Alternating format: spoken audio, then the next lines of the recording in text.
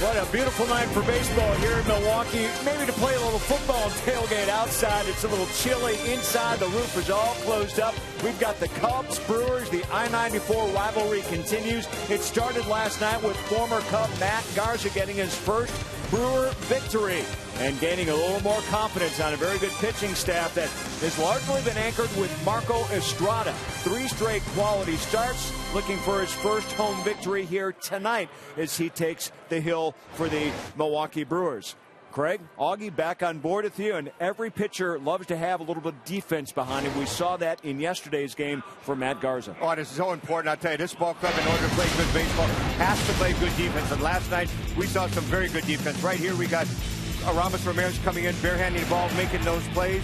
I'll tell you what, tough play, come in, approach, make the great play. This team needs this good, sound defense. They got it last night. And how about Chris Davis? Investing time in becoming a better ball player, comes up, makes a great diving catch, becoming a better ball player. A lot of phases of this game coming together for this club, but if you dial right in on what the pitchers are able to do and how effective, in particular, Marco Estrada has been trying to use any pitch he wants to during the count, but it still lands on the changeup, doesn't it? There's no question about it. When you talk about Marco Estrada, it's all about Mr. Consistent. And it all starts with that fastball. The one thing he can do, he commands that fastball, and he can really locate it. But then it's the effective use of his breaking ball. When he can throw that breaking ball, get it over for strikes, it really helps his effectiveness, but it all sets up his #1 pitch, and that's the changeup. I'll tell you what, not only throwing the pitch, but locating it. He can not only throw the ball for strikes, but he can locate it in different spots. It's a big part of what he does, and it's a lot what he has to do to be successful. Brewers are on a roll. They've won 6 of 7. They'll try to increase it to 3 in a row overall. See what Marco Estrada can do. Needs some help from his offense. The top of the order has made it look as easy as 1, 2, 3. Our guys in the booth will talk about it when we come back. Matt and Rock here on Fox Sports Wisconsin.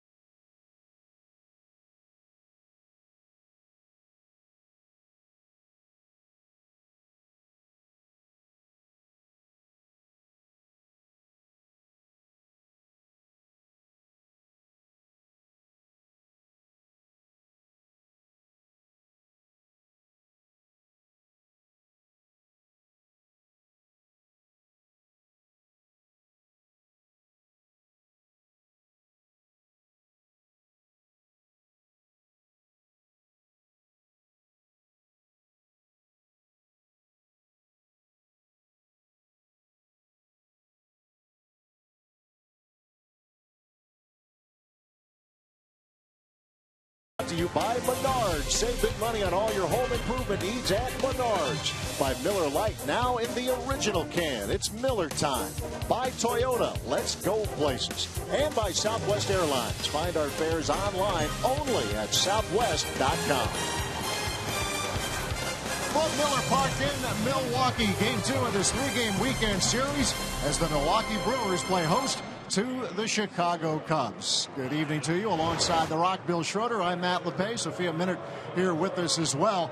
Well, the Brewers just continuing their winning ways, Rock. 6 out of 7. And last night they took advantage of a struggling pitcher. Now, this top of the order has been pretty good in this homestand. It was really good last night. Yeah, and this offense is starting to find its stride. And one of the reasons the top of the order, these are your best hitters at the top. And it's not the result so much, but the approach. A lot of the base hits that they got yesterday off of being away, but opposite field base hits. Sometimes it's lucky to be good if you're Carlos Gomez, a couple of flares into right, but got the job done. 4 of the 5 runs coming from the top 3 in the batting order. Ryan Braun continues to swing the bat. So much for not being able to hit at Miller Park this year. He has been stroking the baseball extremely well. When the top of the order does well, the bottom of the order relaxes. Ready for the middle game of this weekend series. Brewers and Cubs will have the starting lineups and the first pitch coming up on Fox Sports Wisconsin.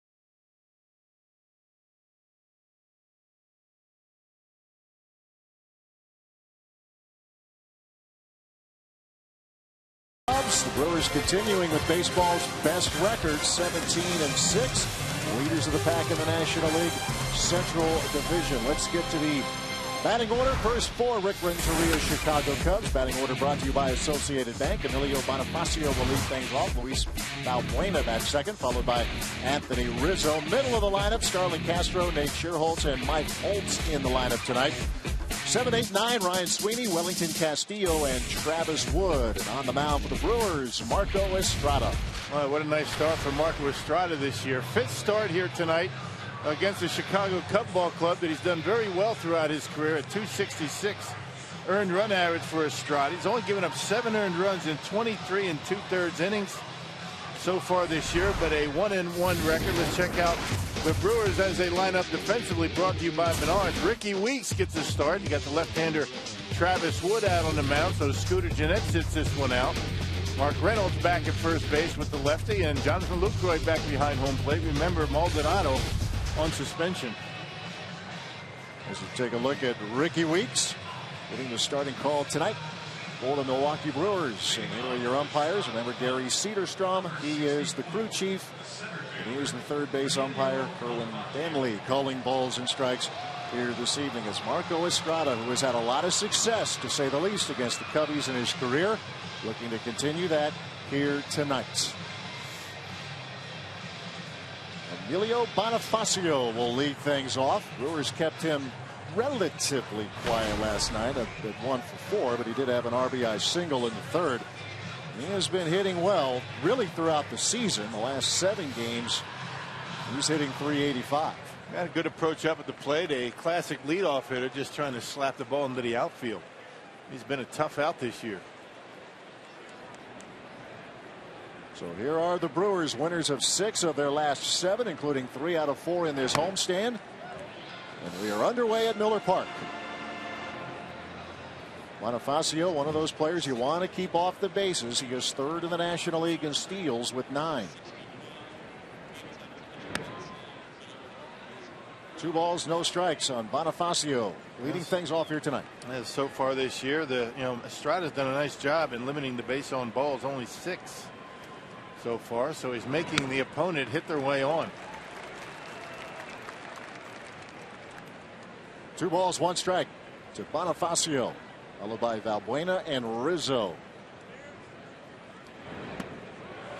Out in front, count evens 2-2. Doesn't take him long to get that changeup, does it? It's a great pitch. Got a dose of it right. Well, on the 4th pitch of the night anyway, and Bonifacio well out ahead of it. This would be a good matchup for Marco in that changeup. Free swinging Cubs ball club.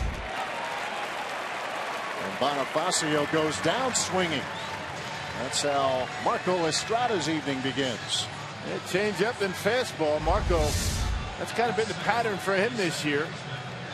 Changeup down, fastball up, and Bonifacio can't catch up to it. Good pitch up and in. Brewers pitching last night recorded 12 strikeouts, 7 from Matt Garza, getting his first win as a Milwaukee Brewer. He looked good last night. I mean, attacked the strike zone, had a good slider, was able to locate very well with a fastball, and they got a couple of fastballs up to about 94 miles an hour last night. First win for Garza yesterday as a Brewer. Zach Duke came out of the bullpen, and Francisco Rodriguez nailed down his 10th save and has many chances. Valbuena fouls it out of play. So many things to talk about with respect to this starting rotation. Garza looking for his first win. He came out humping last night. I mean, good fastballs on the corners. Slider was an outstanding pitch for him. Didn't see too many curveballs or changeups. Really didn't need them. To right center field. This will be Gomez. Quickly 2 men out in the top of the 1st.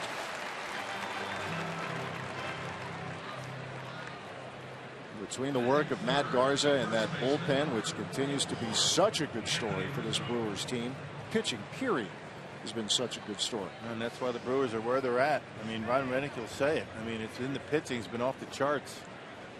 You don't need to score many runs. They've been able to make up for some mistakes early in games because they're not allowing the opponent to get on the board all that much.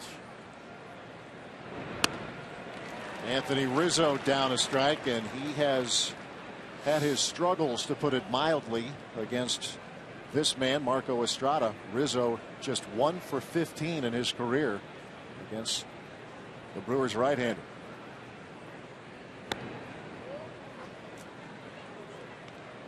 And again, this lineup very susceptible to the changeup. They like the fastball. They attack early. The changeup's always been a tough pitch for these guys. And Marco's got a great one. Rizzo with a drive to right, and that will carry foul.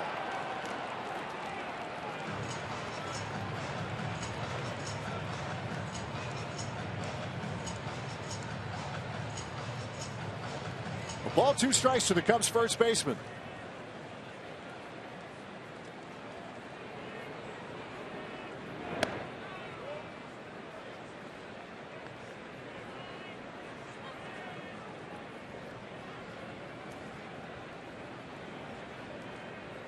Rizzo, an even 300 hitter. He hit just 233 a year ago. He strikes out swinging, so Estrada sets them down in order. striking out 2 along the way. Good start for Marco. Let's see if the Brewers offense can start well as well. To the bottom of the first. 0-0.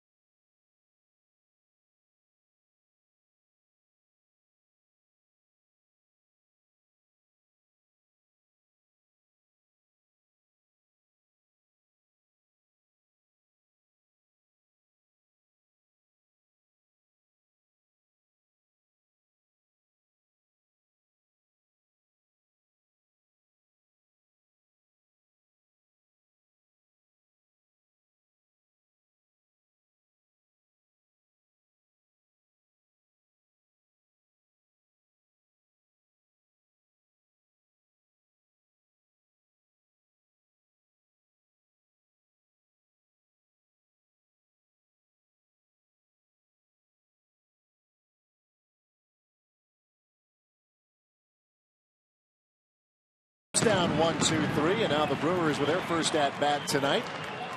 Let's take a look at Ron Renneke, whose team now has a 5-game lead in the Central. St. Louis falling to Pittsburgh. That game wrapping up just a moment ago. Here is the Brewers batting order brought to you by Associated Bank. It'll be Gomez, Gene Segura back in the 2 spot here tonight, followed by Ryan Braun. Middle of the lineup, Ramirez, Lucroy, and Davis, followed by Mark Reynolds, Ricky Weeks, and Marco Estrada. And the Brewers lineup tonight will face the left-hander Travis Wood. Yeah, he's off to a great start. A very good earned run average, but doesn't have the wins to show for it. 1-2, a .252 earned run average. He's only allowed 4 earned runs in his last 3 starts. He's been outstanding. Started his career with the Reds, spent 2 years in Cincinnati, and he came over to the Cubs in 2012. Let's check out the Cubs as they line up defensively, brought to you by Menards. Bonifacio moves from second to center field. Mike Holt at third. That moves Valbuena to second base. And Wellington Castillo back behind home plate tonight. Carlos Gomez leads off the home half of the first. Carlos with a very nice night last night. 3 hits and 5 trips. Get that batting average on the plus side of 300.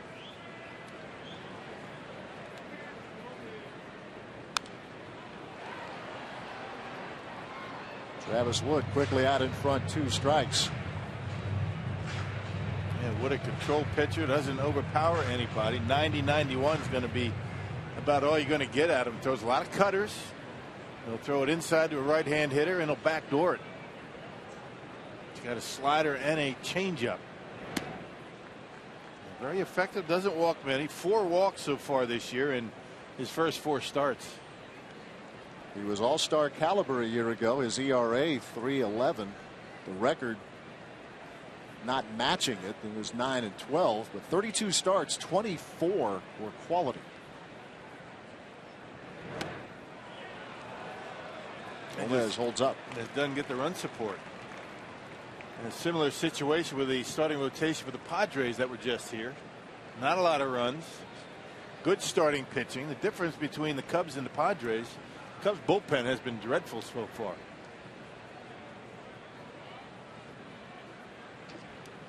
Two and 2 to Carlos Gomez. Speaking of that Cubs bullpen, they made a roster move today. Jose Veras, who had his share of struggles, they actually pulled him from the closer's role a couple of weeks ago, but Veras now on the 15-day disabled list with a left oblique strain, and Brian Schlitter comes back up from AAA Iowa. This will be his 2nd stint this season with the ball club. Yeah, he made the roster on opening day, got sent back down after struggling, but he's back. Cubs carrying 8 relievers in their bullpen. If there was a bright spot for Rick Renteria's team last night, his bullpen was actually pretty good. Carlos Gomez draws a walk.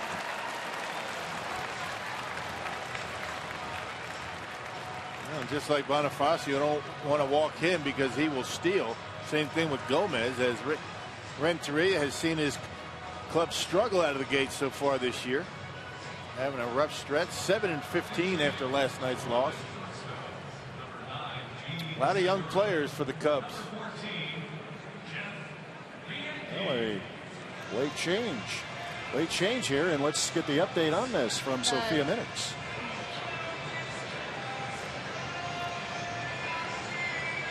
Gene Segura is down here with an injury in the team clubhouse. We're awaiting word what happened. So Jeff Bianchi is coming up to bat here, but he is getting some medical attention here in the dugout. So Jeff Bianchi will step in. I hope that's not serious. Wow.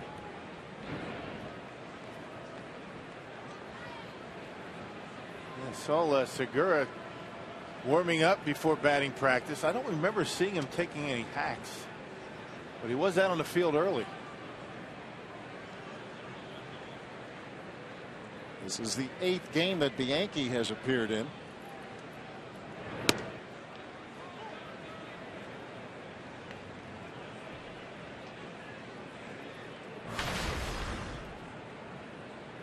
That old line, always be ready, comes into play here for Jeff Bianchi.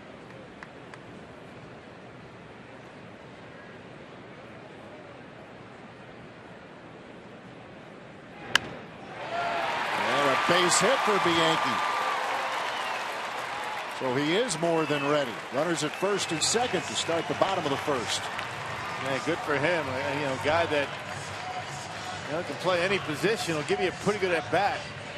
And singles that one right through the middle. So a good start to the night for the Brewers against a pretty good left-handed pitcher.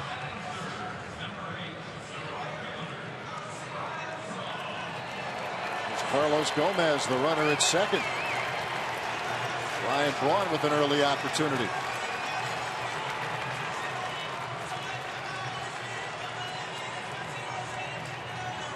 Ryan with 3 hits last night.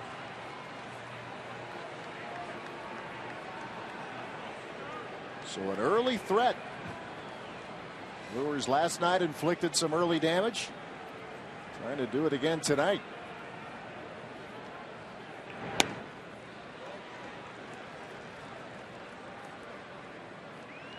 Going back to Travis Wood last year, those 24 quality starts, that's the most by a Cubs left-hander. You have to go back to 1970 when Ken Holtzman had 25.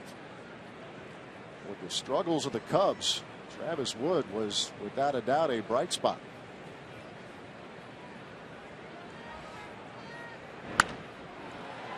Braun fouls out of play, 1-1. We saw the Brewers put together a pretty good approach on Carlos Villanueva last night. They're going to have to do the same tonight against Travis Wood.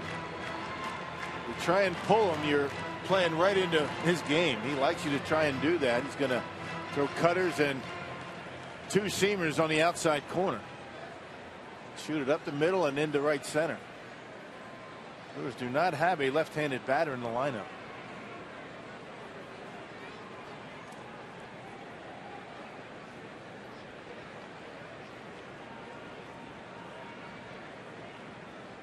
Wood coming off a performance where he had a career high tying 9 strikeouts Monday against the Diamondbacks. Helped himself at the plate as well. He's a good hitting pitcher. 2 balls, 1 strike to Braun.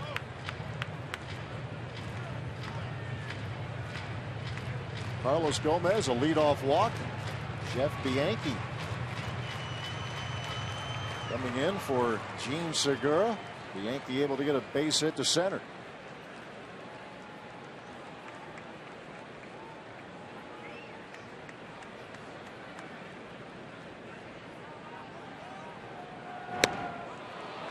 Two and two.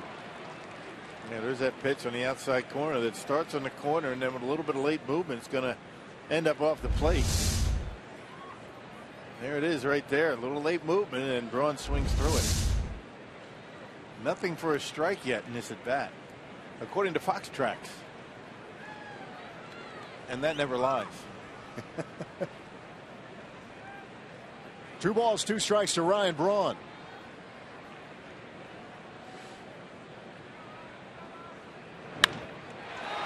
To right field.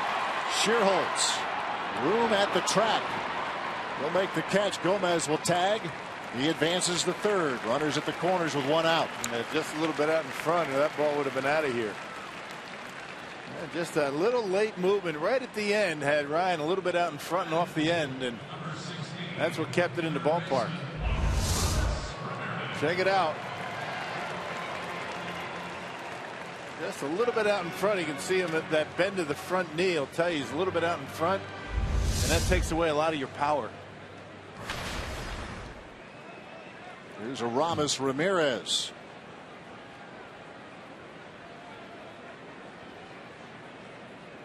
Just 1 hit in 15 at bats so far in the homestand. But that said, he's still ahead of the pack. Ahead of everybody in the big leagues with runners in scoring position, as you see right there. Yep, similar situation last night. Hit a sac fly.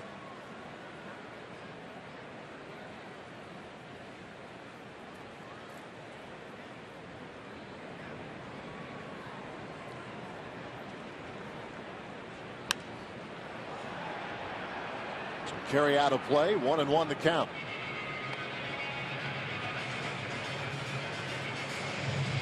Game that went final just a little while ago. The Pirates beat the Cardinals 6-1 in St. Louis. After this series, the Brewers move on to St. Louis for games Monday and Tuesday night, as well as Wednesday afternoon.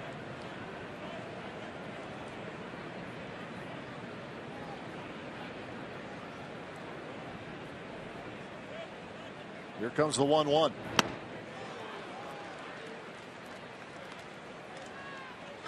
Ramirez down, a ball, 2 strikes.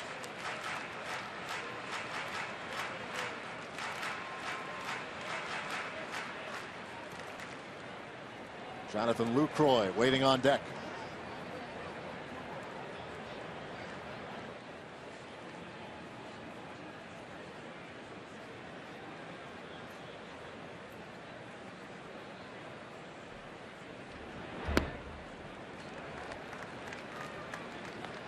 Two and two to the Brewers' third baseman. Yeah, just when you start looking away on Travis Wood, he will try and sneak the fastball in on him. They try to do it right there, but he didn't really believe in the pitch and missed badly down in the strike zone.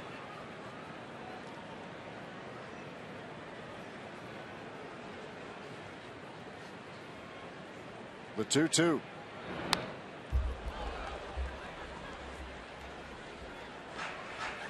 Wood last year gave his team exactly 200 innings. First Cub lefty to do that since Ted Lilly a few years back. And big hole between first and second. Ramirez very rarely, if ever, hits a ground ball in that direction.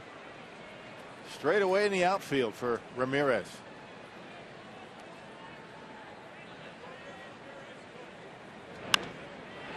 To center field. Gomez will tag. Coming home. Here's the throw. Gomez is in. And the Brewers grab the early lead. Bonifacio, not a very strong throwing arm, but normally he's going to be pretty accurate with it. And that went off the mark right away. And well, you knew the Brewers were going to challenge Bonifacio in the outfield right there with Gomez at third. Surrounded it pretty well, but not much on the throw and off the mark.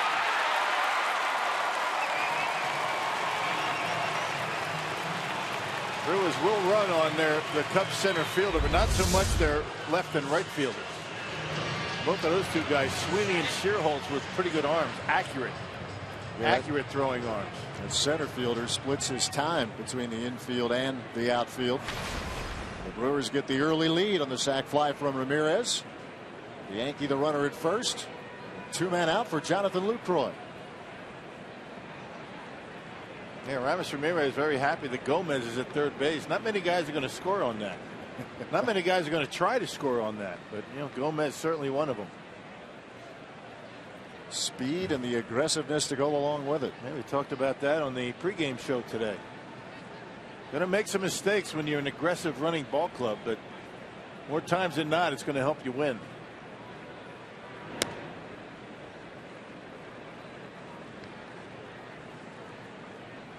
Lucroy had a couple of hits last night. That average now up to 333. Yeah, just a great approach up there at the plate. He's got that big hole between first and second. Now he will roll one through that hole and into right field.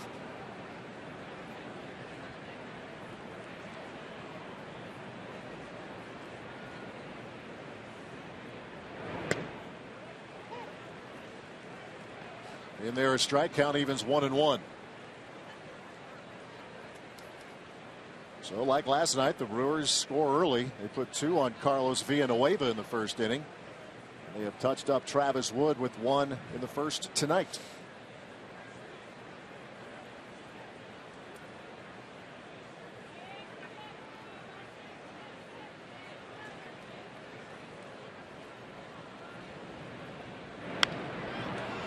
The center field, shallow. Calling for it will be Valbuena, the second baseman. He'll make the catch, and that'll do it for the Brewers in the home half of the first. Pick up the run and through one.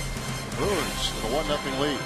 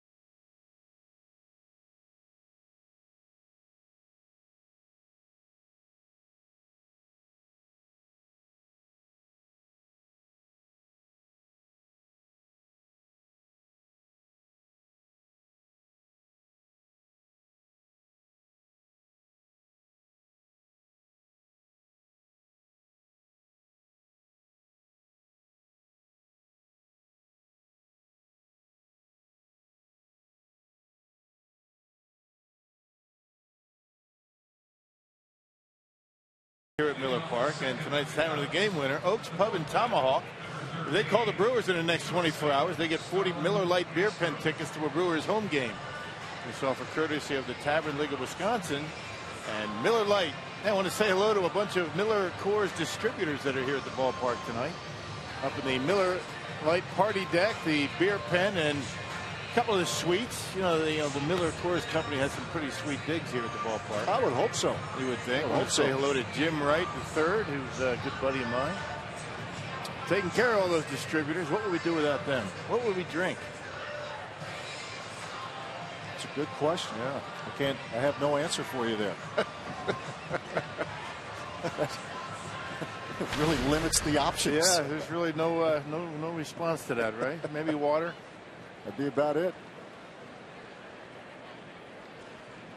Starling Castro leading off the second inning for the Cubs.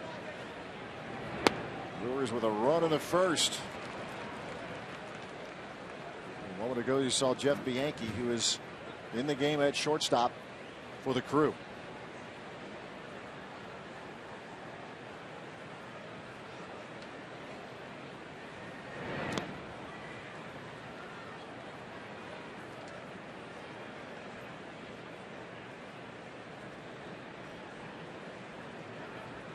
He is one of those Cubs with a little bit of success against Estrada.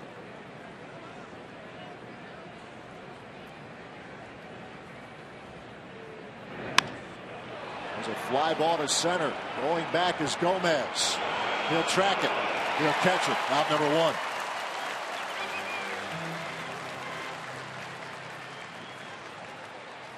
Yeah, that's a guy you have to be careful with in tonight's game, especially with Marco Estrada out there on the mound. Has had good success against Marco. Nearly hit one out. Nate Shearholt's the hitter.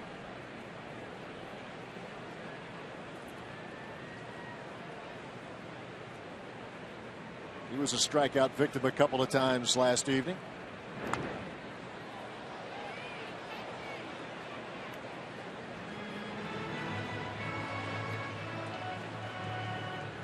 Had a career best 21 homers a year ago. Drove in 68. Marco Estrada unbeaten in his career against the Cubbies.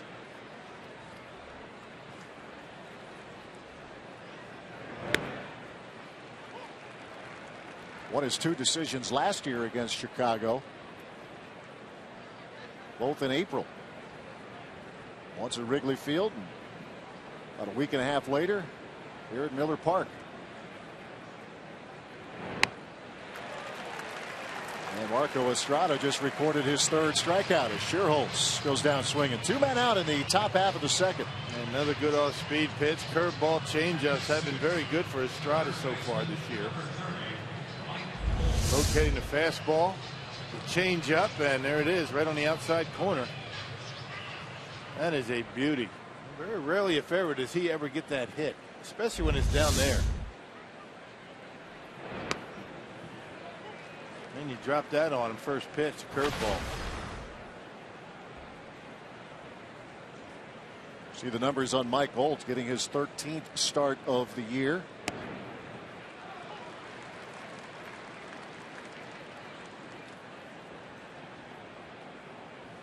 He was part of that Matt Garza trade from the Cubs to the Rangers last July. And he looks at strike 3 call. Marco Estrada has retired 4 through 2 innings. Brewers lead 1-0.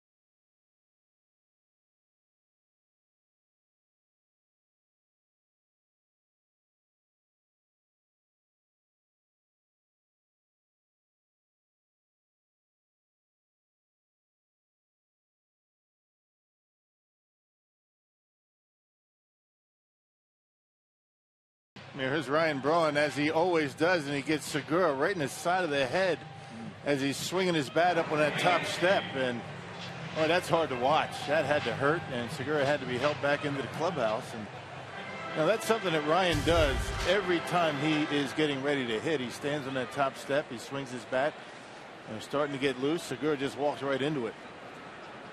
Tough break. You just hope that's not going to be serious. And a lot of different things could have happened to Segura there. Ouch.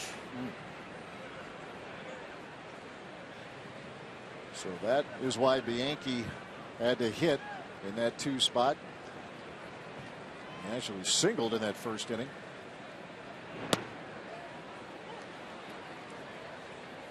Chris Davis down 0-2. Gomez led off the first with a walk. Bianchi with a single to center. And then after a fly ball from Ryan Braun, advanced Gomez to third.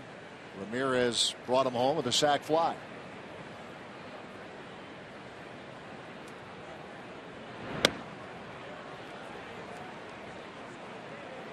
The ball, 2 strikes to Chris Davis. He made a sweet catch out in left field last night. And his defense has been very good so far this year. Running balls down into the gap, diving plays coming in. Took away extra bases from Anthony Rizzo. This is Craig and Augie were talking about on the pregame show. Brewers Live pregame. The defensive work continues to be very solid and at times special.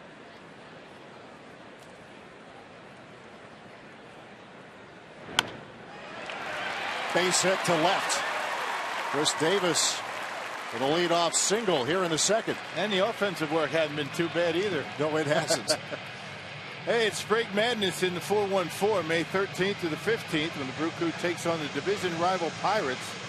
Not only are select Brewers tickets 50% off, but for those 3 days only, select beers are $4. Hot dogs and small sodas are $1 each. And nachos are $4. Visit brewers.com/madness today. Mark Reynolds back in the starting lineup tonight. That batting average really doesn't tell you much of the story as far as his contributions to this ball club. Man, talk about surprising defense, right? At first base. He and Overbay. What an upgrade from a year ago. Yeah, sometimes it's what you don't see in a box score that can tell you a story. I mean, he saved some errors, saved some runs. He and Overbay combined. Right. And a simple 6-3 putout sometimes is a lot more interesting than just that. Reynolds with a fly ball to center. Bonifacio at the track. A couple of loud outs early on for the Brewers as Reynolds flies deep. 1 out, bottom of the second.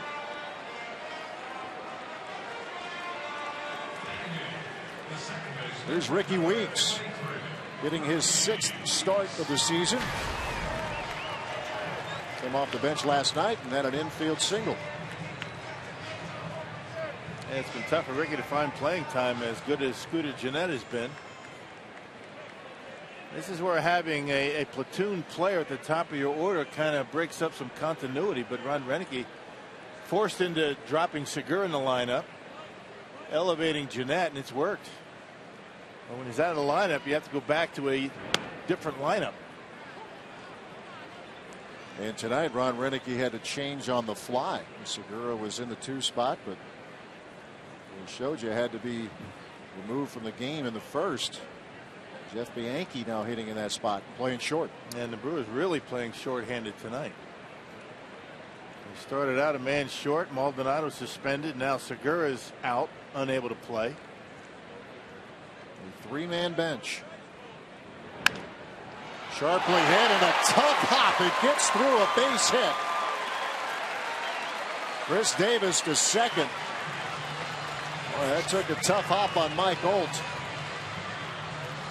He was lucky. He might have needed some dental work if that ball had been a little bit lower. Boy, what a hop that took. Well, Ricky hammers this one. Hits it very hard. I think he had a little bit of topspin on it.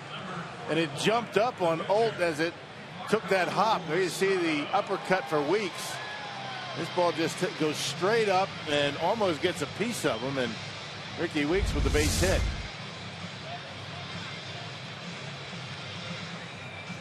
Runners at first and second for the pitcher, Marco Estrada.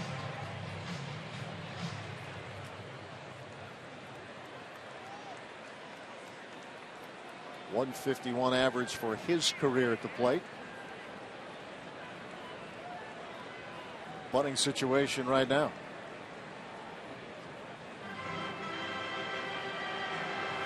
So Estrada will have a chat with third base coach Ed Cedar.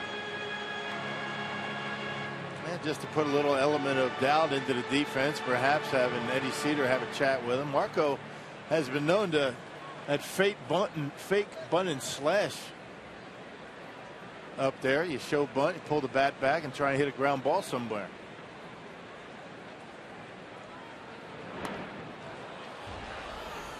One attempt fouls to the screen, 0-1. To say it's going to be tough for Marco to advance the base runners is an understatement with the way the corners are crashing in on him. Ideally, I'd like to bunt it toward third base.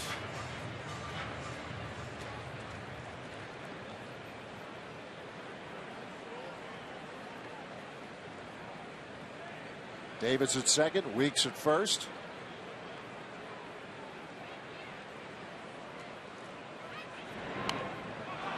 This has popped up, and Castillo with a nice catch. Wellington Castillo able to reach out and retire Estrada. 2 men out here in the bottom of the second. Nice diving catch. That looked like the toughest part of that play, but the toughest part is finding the baseball. It wasn't bunted all that high. Take the mask off, you look up, and then you turn around, and he had time to get there right at the end of the glove, able to keep it in there. That's a nice play by Castillo in foul territory. Back to the top of the order, Carlos Gomez was able to work Travis Wood for a walk, and he eventually came around and scored on a sac fly from Aramis Ramirez.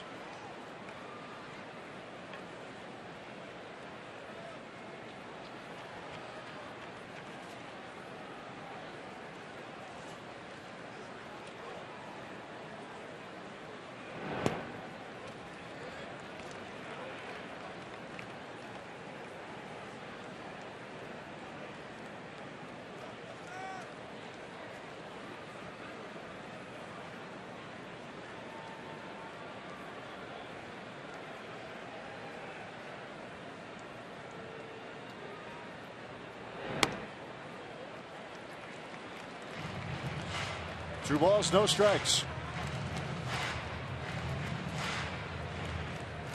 Here's Chris Davis, the runner at second. Ricky Weeks at first.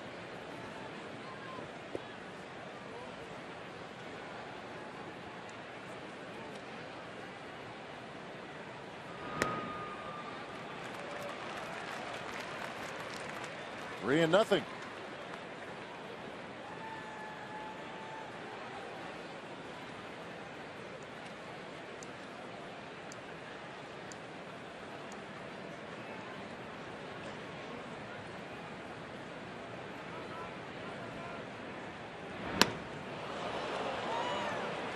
That would be your green light.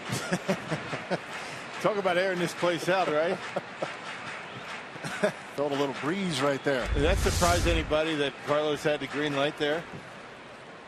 Pretty good pitch in the outside corner, though, from Travis Wood.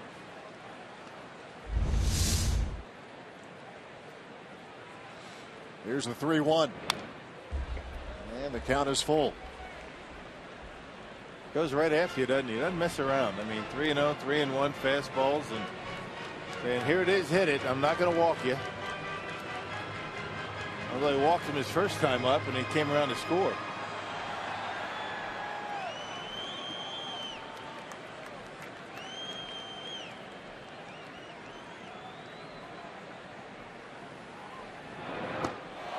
And Gomez is aboard.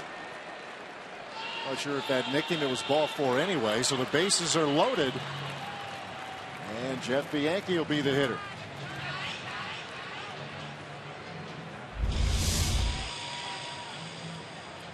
Well, just the technicalities on first base anyway. It doesn't much matter. Hit batter, walk. I don't think it hit him, though. I think they posted it as a base on balls. The last 2 games, Wood did not walk a hitter. 9 strikeouts against the Diamondbacks on Monday.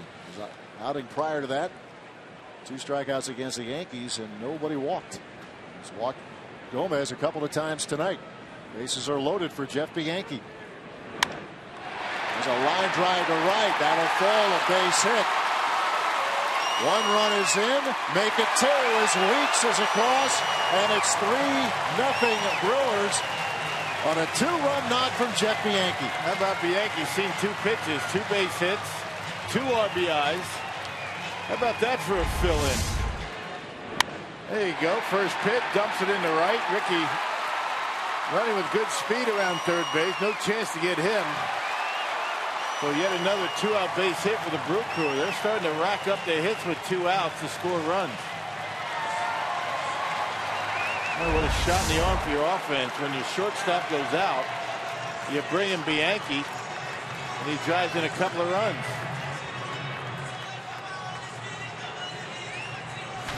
And a chance for Ryan Braun to drive in another.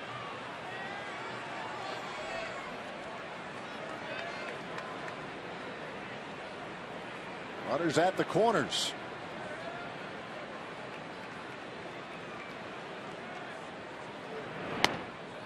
So for the second straight night, the Brewers have pounced on Cubs pitching. Now last night it was against somebody who's really off to a very, very tough start, Carlos Villanueva. Travis Wood. The record is what it is, 1-2, but his ERA 2.52 coming in, and coming off a stellar effort on Monday at Wrigley. Well, his last 3 starts, he's given up a combined 4 earned runs. The Brewers with 3 already in the first 2 innings. Brewers have done a good job against lefties so far this year, coming in 4-1 in games that left-handers have started against them.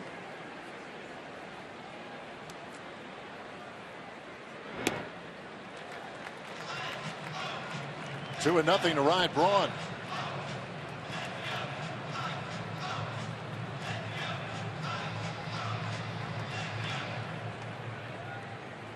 He has fared very well in his career, has Braun, coming in .349. 17 homers. He's driven in 77.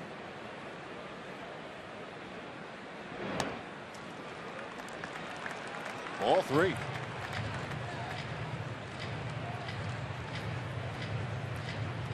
Pretty good numbers against one ball club, and that's why Travis Wood being very careful with him right here.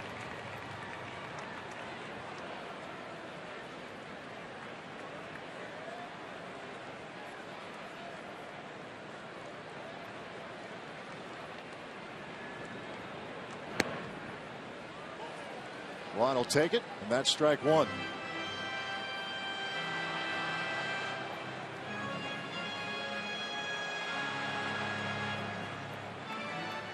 Runners at the corners with 2 men out. And Aramis Ramirez waiting on deck.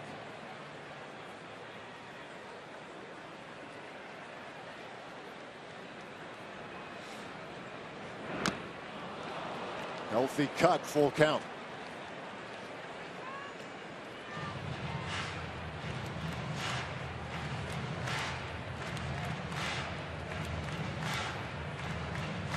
Cubs come into this game having won just twice in 9 road contests. Find themselves behind here early tonight.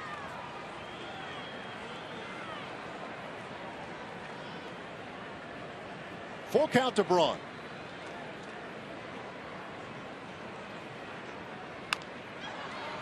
And we'll do it again. And that's just what you want to do against a club that has had a tough time scoring runs. Jump on them early.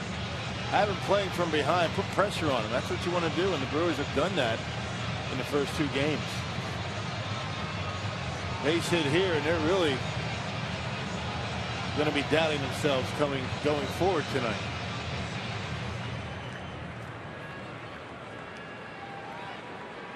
Three balls, 2 strikes to Braun.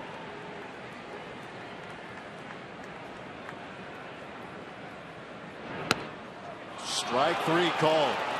Travis Wood gets out of further trouble, and Braun begs to differ. But a good inning nonetheless for the Brewers. Jeff Bianchi coming in with a 2-run single.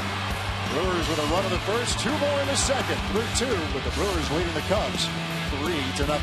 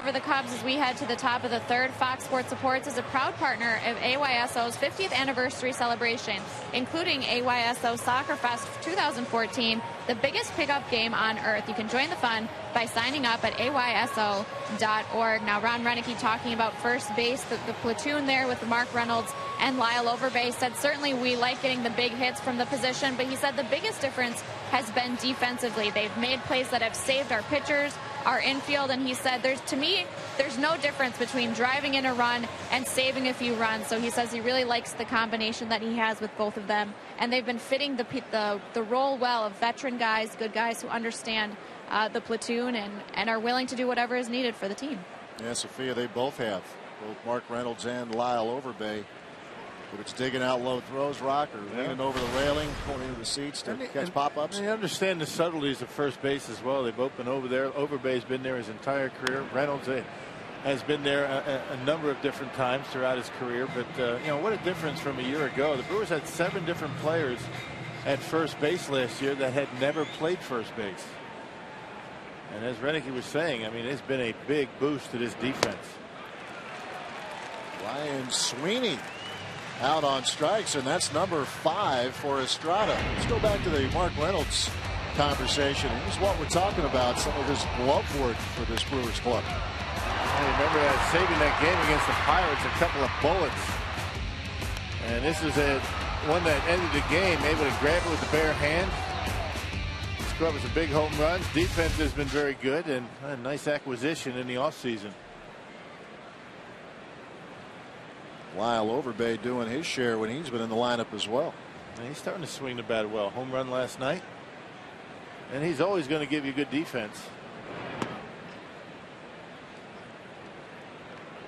Wellington Castillo, the hitter, he gave his team some pretty good defense in the bottom half of the second. Laying out, catching a pop-up on a bunt attempt from Marco Estrada. And apparently a big-time pull hitter on the infield. Mark Reynolds almost in the hole between first and second. You got to play shallow when you're off the line that much.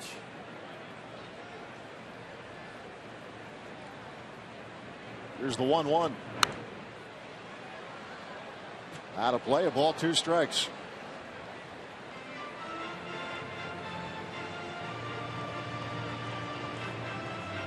And you see Ricky Weeks well on the third base side of second base.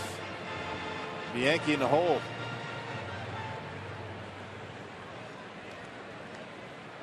Estrada with the 1-2.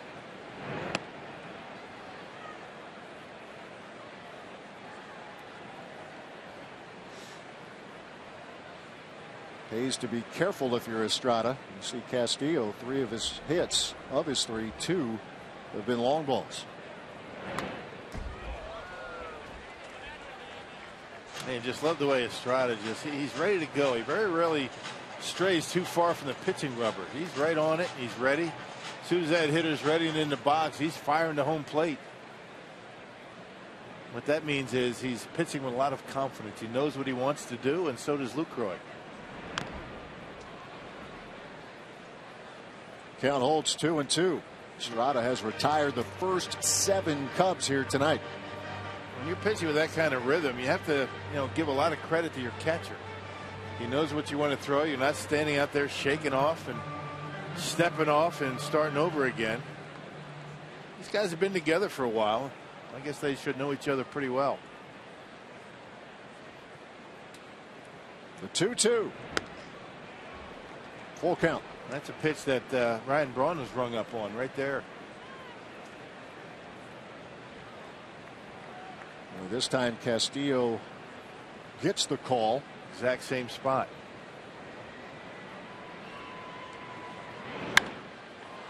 Fly ball to right. Braun going back, and he will make the catch. Up against the wall.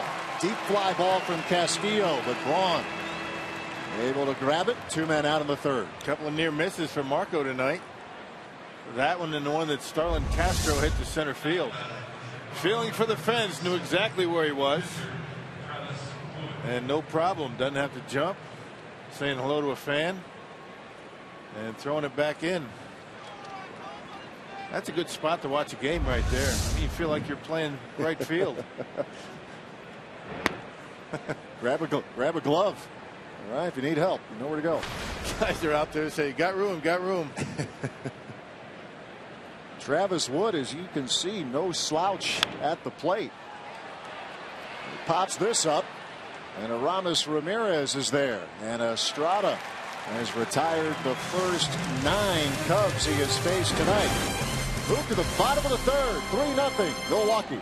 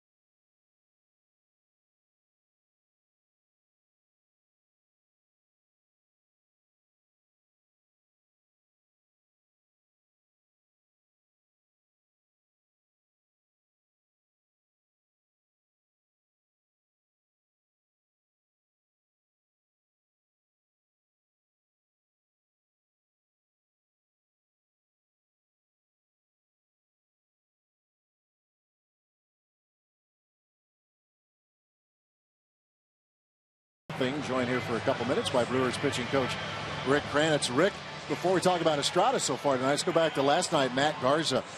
Did you get a sense early that he was really going to be on his game? Yes, I did. You know, he knows these guys real well, and he told me he was going to pound them in, and he did. Really made great pitches. I thought he had a real good fastball, but more importantly, his delivery is the first time this year, besides the game, the Atlanta game, where he really had his rhythm and timing with his delivery. So I sensed it right away. And don't look now, you got your starting rotation behind you, kind of giving you a hard time. Yeah, you got to watch those guys. Yeah. You know? What about the way the starting rotation has started this season that has surprised you, if anything? No, nothing surprised me at all. I said at the beginning, you know, these guys, I expect them to do this, so they expect it out of themselves. So no, it's not a surprise at all. You know, I mean, you know, when they go out there, we expect them to go out and compete and give it everything they have, and you know, we look up and sure enough, we're close to winning almost every ball game. So, and that's really what you should do as a starting pitcher. So it's been nice. Now your bullpen has been lights out. I mean, what can you say about Francisco Rodriguez? 10 for 10 in save opportunities. This guy continues to take the ball 4 days in a row and still very effective. He really is. You know, he's thriving on this, and that's great. You know, and exactly what we needed. You know, we've got a bunch of young guys out there, so he's brought a lot of stability down to that bullpen, and he's really taken to the closer role, which has been fantastic. You know, he's been unbelievable. Switching gears, I mean, can you give us any insights on what happened to Gene Segura and how he's doing? Well, yeah, I don't know. I didn't see it happen. I went in to check on him when he was in the training room, and he got a pretty good gash underneath his eye. So we'll see how it goes. Hopefully he'll be okay. You know, I mean, it's just sad or too bad it happened. You know, I mean, but that kind of stuff happens in the game sometimes. All right, Rick, we'll let you get back to work. Guys. Thanks so much. Okay, thanks. Rick Kranitz, Brewers pitching coach, who has a heck of a staff, doing a heck of a job with that group right now. And those guys work so hard. All these coaches, and you know, when you have success like the Brewers have had so far, it really is. I mean, these coaches wear it more than anybody when you talk about losses, and you know, the players feel it, but the coaches wear it more than anybody else, and they deserve as much of the credit for a lot of this winning as the players do right now. That's the one thing I've noticed in my first time jumping aboard this train here. If it's on the flights, they're working, and what they do, what we don't see, or what guys like me don't see when I'm at home watching you and BA, and now just being around it here, I guess from my perspective, just getting knee deep into it, really get an appreciation for what that staff does. Yeah, they go in there and you sweep, the Boston Red Sox. You get on the plane, they have very little time to enjoy that. They get a big stack of scouting reports on the Philadelphia Phillies. They have to pour through all that stuff. They get to the ballpark early, and whether it's the hitting coach and infield guy, the outfield, Johnny Nairn, the hitting coach, I mean, these guys put in a lot of hours. Jonathan Lucroy, the hitter, with one out in the bottom of the third. I'll turn back the clock to spring training. I really enjoyed watching you and BA, or you and Craig, Rock, when you had a chance to talk with not just the players, but the staff. Just conversations, and you just get their insight on the process of spring training and getting this group ready for the start that it's enjoying right now. Yeah, it's almost as if they have time off now that the season has started. Spring training is a grind. I mean, it is for the players, but even more for the coaches. These guys get there at 6 a.m. in spring training. They don't sometimes leave until 7, 8 o'clock at night. They have meetings after every game, and the closer you get to the season, the cuts become a little bit more difficult, and they put in a lot of hours. And they'll all tell you there is a long way to go, but to have this start against the schedule this Brewers team has faced, right, that's why the national folks are starting to take some notice. We're not through the month of April yet. But this team is showing baseball right now that what you saw a year ago is the exception. And what makes it so legitimate is how they're doing it. I mean, good solid pitching, and that's something that you can carry with you throughout the season as long as everybody stays healthy. 2-2 to Jonathan Lucroy.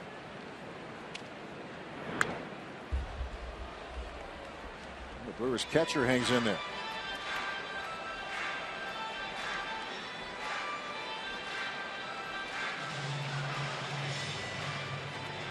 Jonathan popped out to end the first inning. The Brewers have scored in each of the first two. One in the first and two more in the second.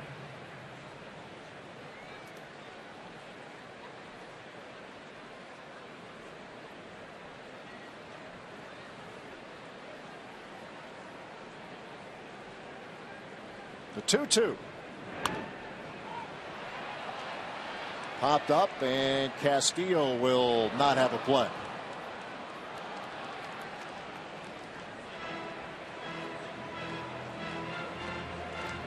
Just get the sense that Travis Wood's going to settle in at some point. He started. He's struck out the last two batters. The Brewers able to jump on him early when he was getting a lot of the plate with his pitches. The way his season has started, you don't expect that to go on throughout the night. He was an all-star last year. Off to a nice start in 2014, but the Brewers have gotten to him early.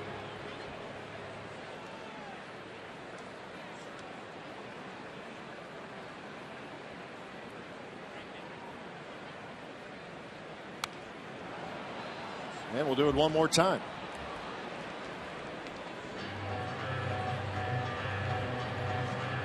Alamis Ramirez began the inning with a strikeout. 2-2 count to Lucroy with Chris Davis on deck.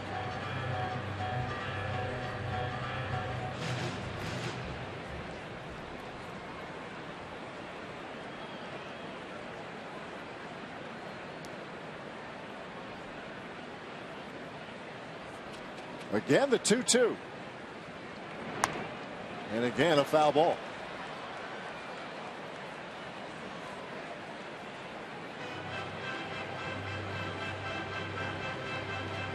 Pitch number 60 right there from Travis Wood.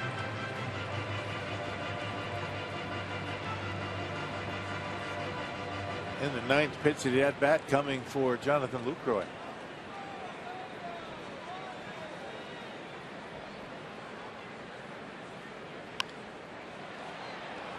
And this will carry out a play. So we'll take a look at pitch number 10 in a moment. They're trying anything he can to try and put away Jonathan. He's threw him a curveball there. With Paul Goldschmidt, Hanley Ramirez, and Chase Utley. Pretty good company for Lucroy. doubles leaders in the National League.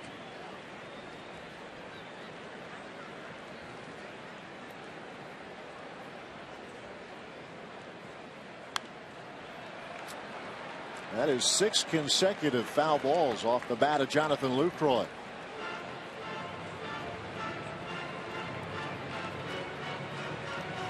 One out with the bases empty.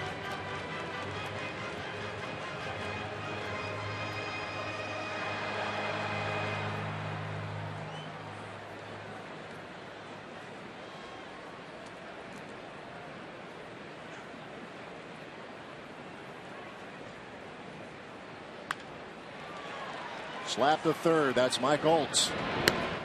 Finally, Travis Wood wins the battle. Out number 1.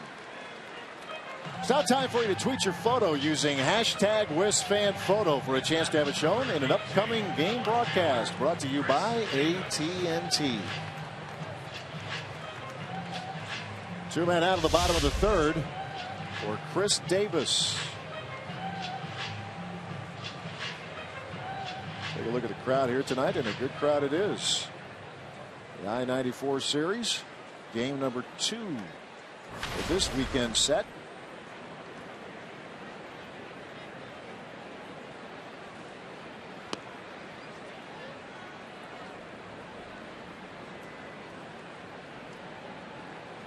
Davis singled to left. Came around and scored in the second. The Brewers scored 2 times in that inning.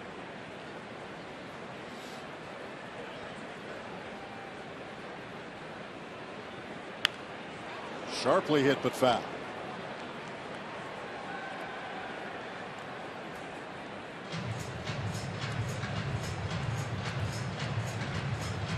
Series finale tomorrow, and then a 7-game road trip for the Brewers. 3 in St. Louis, 4 down in Cincinnati.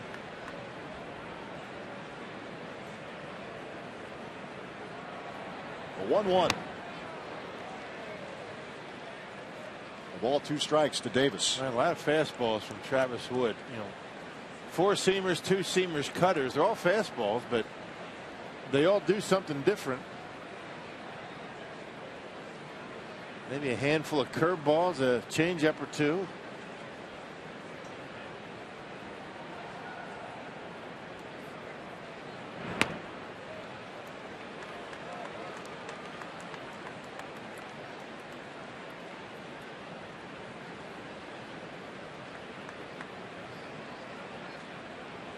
Two home runs for Davis this season have come this week. Sunday in the 14th inning to beat Pittsburgh, and went deep in the Padres series. Series where the Brewers took 2 out of 3.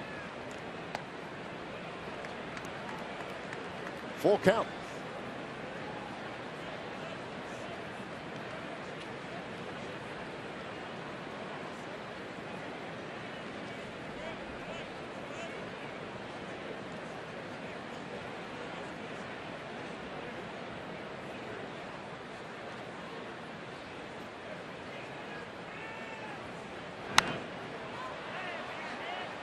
Davis stays alive. And Brewer just a tick behind that fastball, aren't they? I mean, maybe he's hiding it pretty well. It's sneaking up on these Brewers hitters. You saw Lucroy foul off a number of pitches, and most of them to the opposite field, a little bit behind it, and he's only throwing 90 miles an hour.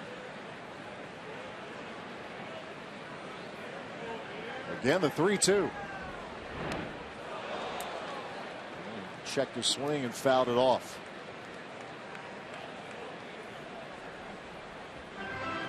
Right up on the hands. Pitch count's getting up there on Wood, isn't it? 70 pitches already. We're in the 3rd inning. Well, just missed his fingers.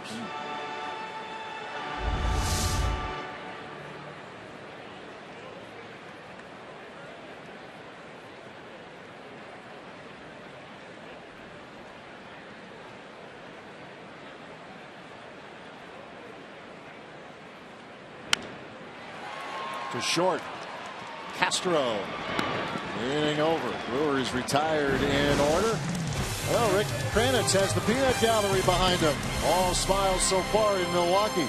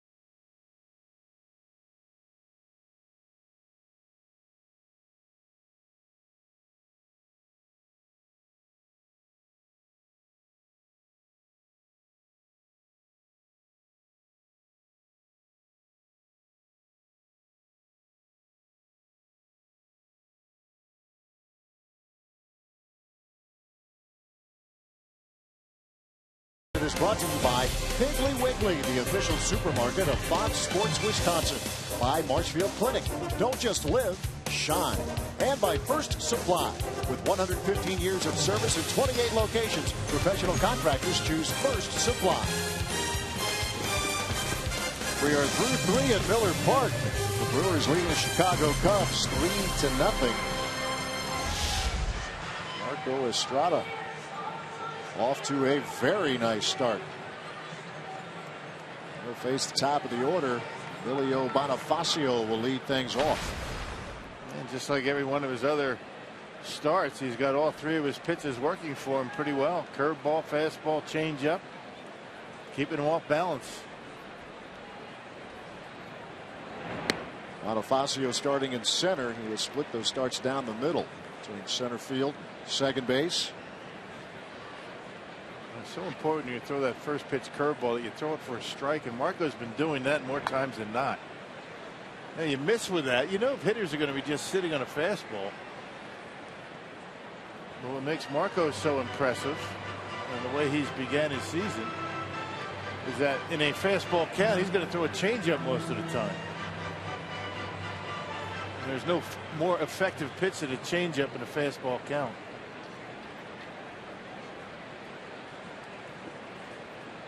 Estrada ahead, 0-2. And yet another strikeout for Marco Estrada. Second time Bonifacio has gone down. 1 out of the 4th. 6 strikeouts already for Marco. That changeup's down, curveballs for strikes, and fastballs up in the zone at 91. The art of pitching, and Marco Estrada is doing a good job with it.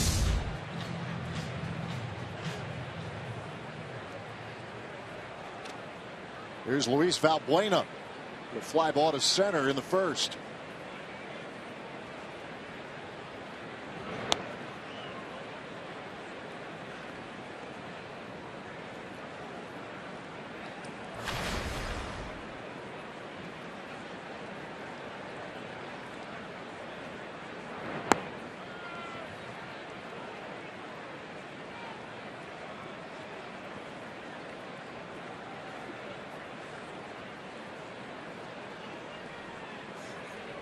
Here's the 2-0.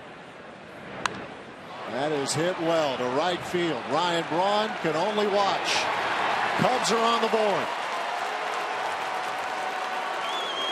Man, one of the few times that Estrada's been behind in the count. We were talking about it. In fact, he's working ahead in the count. 2-0 fastball. Valbuena didn't miss it.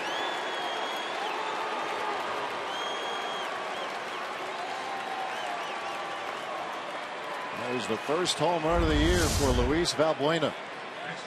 Hasn't been behind in the count too often. And Valbuena, the Cubs second baseman tonight, he's off to a very slow start offensively. And no doubt about that one.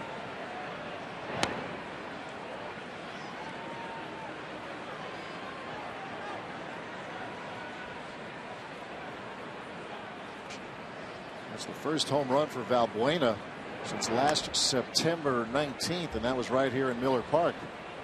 And he went deep off Kyle Loesch.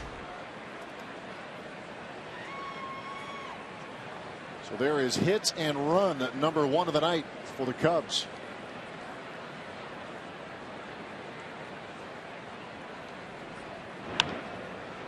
Rizzo pops it up.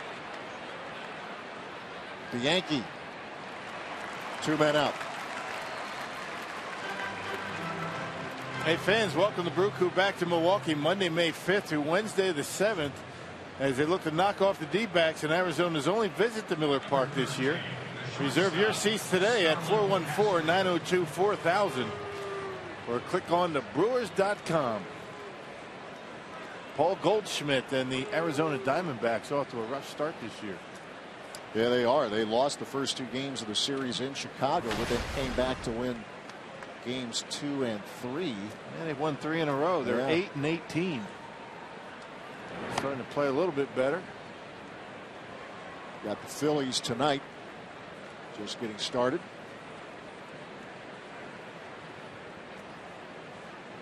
Solo homer from Luis Valbuena, getting the Cubs on the board in the 4th. Starlin Castro is the hitter. 1-1.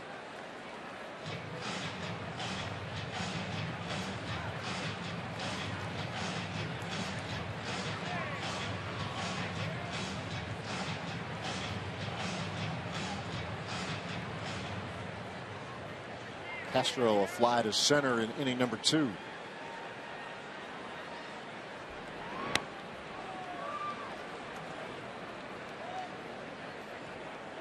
Two balls, one strike to the Cubs shortstop.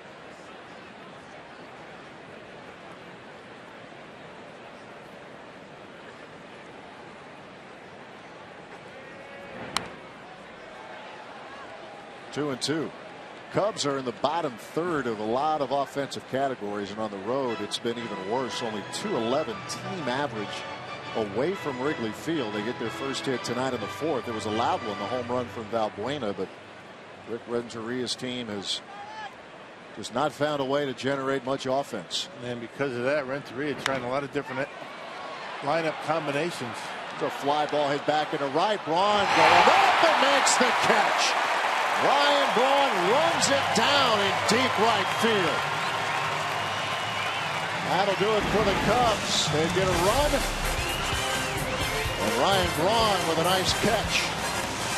We're through 3.5. Brewers lead 3-1.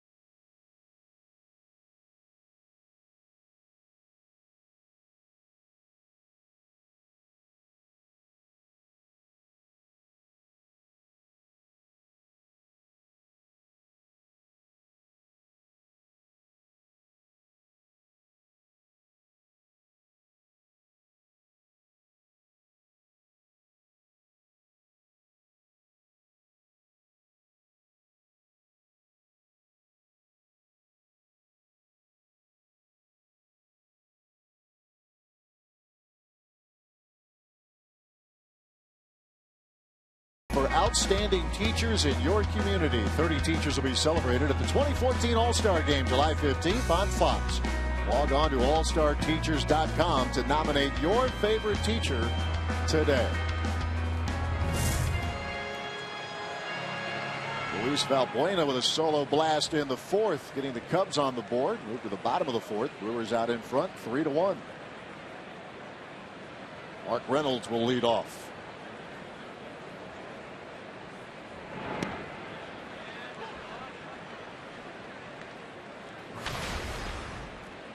Brewers put a run on the board in the 1st. 2 more on in the 2nd off of Travis Wood.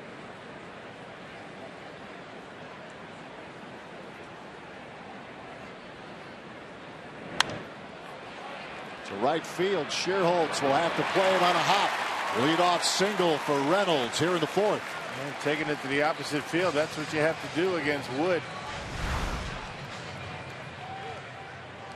Take a look at your Powerball home run leaderboard. Ryan Braun had a very nice catch a couple of minutes ago. Leads the way with 6. Carlos Gomez, Mark Reynolds with 5. And then Aramis Ramirez next up with 3. Ricky Weeks off the bench last night. The pinch hitting role had an infield single. singled to left here tonight in the second. Yeah, hit a bullet, almost undressed the Cubs third baseman. And that took a wicked hop on Mike Holt. As you said, Rocky was maybe a foot away or less from needing some dental repair. Right. It was a shot from Ricky Weeks. And not much you can do when you get a hop like that. Look, a little bit of a top spin on it. It hit the ground, went straight up on him.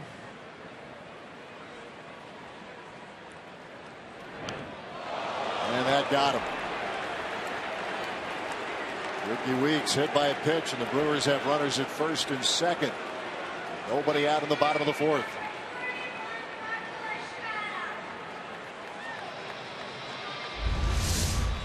And he hits Ricky Weeks. He almost got a piece of Carlos Gomez. Gogo's last at bat. That gets him right above the knee. Well, right on the knee. Last thing Ricky Weeks needs is another injury. Got that right. There's Marco Estrada. Let's see if he can move him over.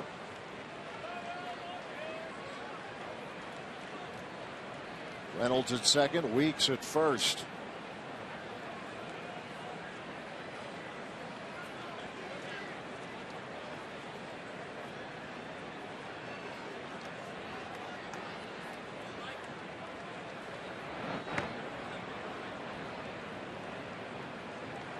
Anthony Rizzo can just about shake Estrada's hand. I think Rizzo's hoping that Marco doesn't pull that bat back and take a hack. Because he's almost in a hitting zone. And sometimes you can get too close. If that bunt's a little bit too hard, it handcuffs you. Might end up as a base hit. You want to get to about 60 feet and just stay put. You don't want to get much closer than that.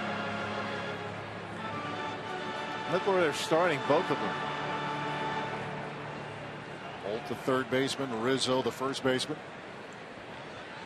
0-1 to Estrada.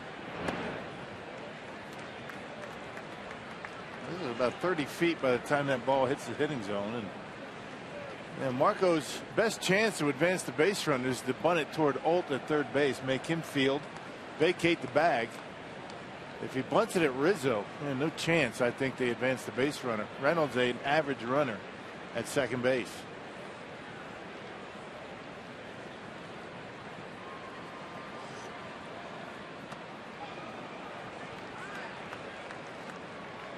Two balls, one strike to Estrada. Reynolds began the inning with a base hit to right. Ricky Weeks was hit by a pitch.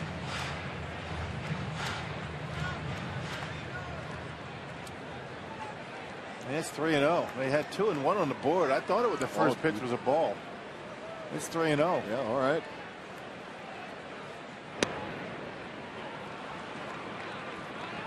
That's a strike.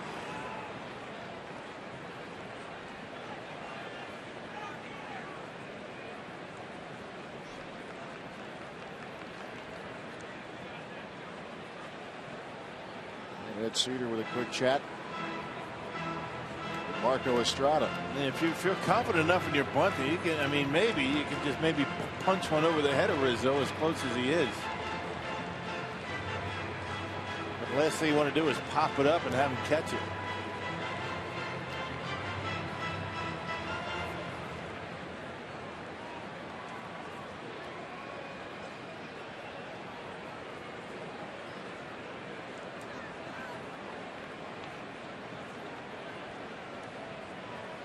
Brewers trying to get something going, up by 2 in the bottom of the fourth.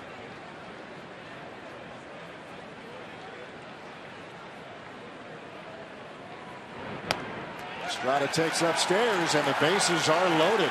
That'll work. And you just know it's not his night. Kind of out of his rhythm walking Marco when he's looking to give him an out.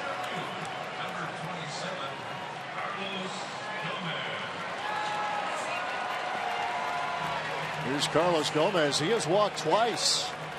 12 games in his career where he has reached via the walk. And has a major opportunity right now to do some damage. Bases loaded, nobody out in the fourth.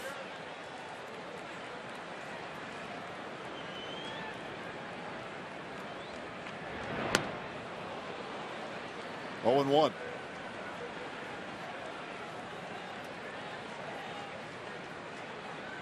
Travis Wood's probably going to stay on that outside corner. It's like Carlos trying to pull him.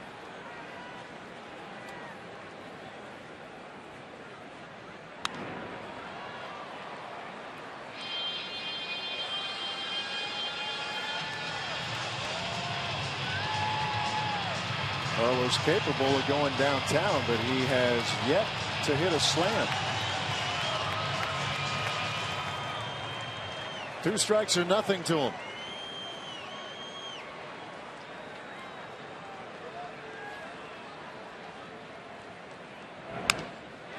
To third. Old. That's 1. Not in time. With the play at second, a run will score. And the Brewers lead at 4-1.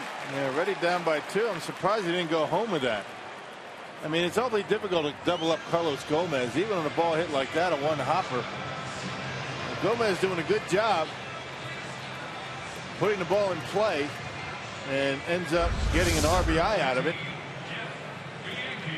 Looks to me like the Cubs maybe be stalling for time, maybe to have Renteria and his guys look at that play. This is one of the things I think everybody is concerned about with respect to replay and what teams can do to stall for time to allow their team to look at a play, and I don't think that would be overturned anyway. So they can peel off and go back to their position. They stalled for time to let the Cubs look at that replay. Well, you're right, though, Rock. That ball was sharply hit to Old at third. They have a play at the plate. They've got the force. If he chooses to go that way, they wanted to try to turn 2. Well, especially when you're having such a tough time scoring runs and you're down by 2. You get the short route. I think it would have been just as easy or just as difficult to go home to first on the double play as it would be to try and turn a conventional double play. And this way, the Brewers able to pick up a run. 1 out, runners on the corners. Jeff Bianchi had to come in for Gene Segura in the bottom of the first. And all Bianchi has done is single to center and a 2-run knock to right in the second.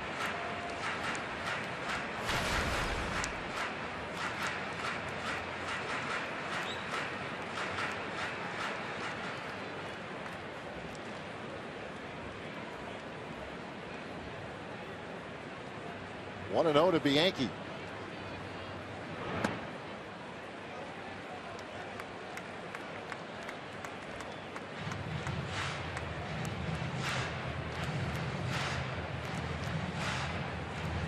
Jeff has just doubled the number of pitches that he's seen tonight. 2 base hits, both came on the first pitch. Yeah, a long at bat for him. Here comes the 2-0. Hopped up, Valbuena, Rizzo. It'll be Valbuena in foul territory, tagging his Weeks. Here he comes. Here's the throw, and he is out at home. Valbuena to Castillo. Boy, that was a heck of a throw right there. Wow.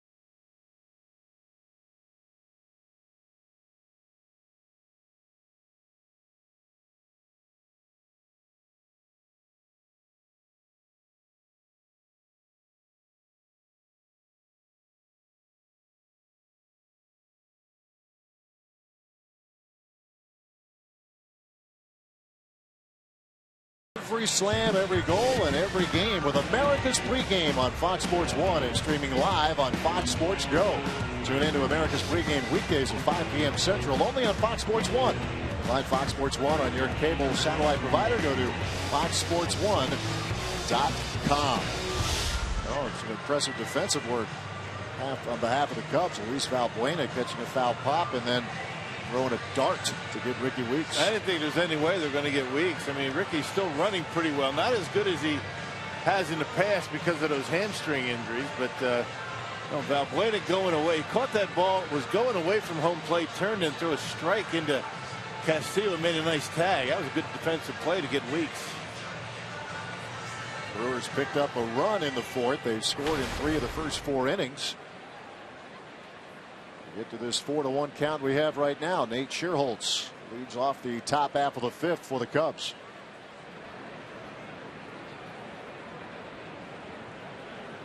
Marco Estrada has given up just 1 hit.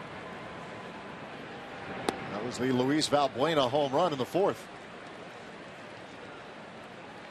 Cubs have to feel pretty fortunate to only give up 1 run with the bases loaded and nobody out with the top of the Brewers order up. Brewers could have thrown the haymaker at him in that inning. Travis Wood was able to get Jeff Bianchi for the first time tonight on a foul pop. And Weeks trying to tag was thrown out.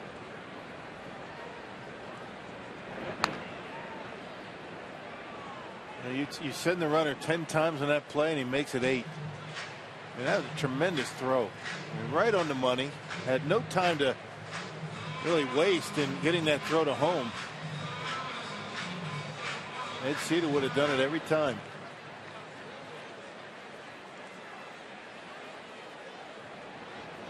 Here's the 1-2. 2 balls, 2 strikes. Schierholtz struck out a couple of times last night. And is one of 6 strikeouts that Estrada has recorded so far tonight.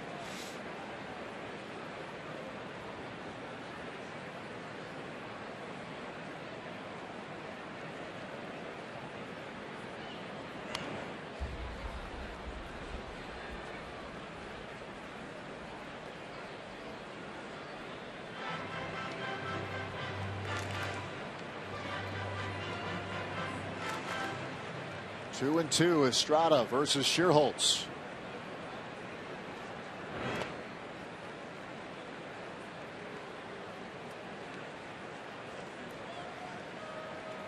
Schierholtz, Oltz, and Sweeney for the Cubs in the 5th.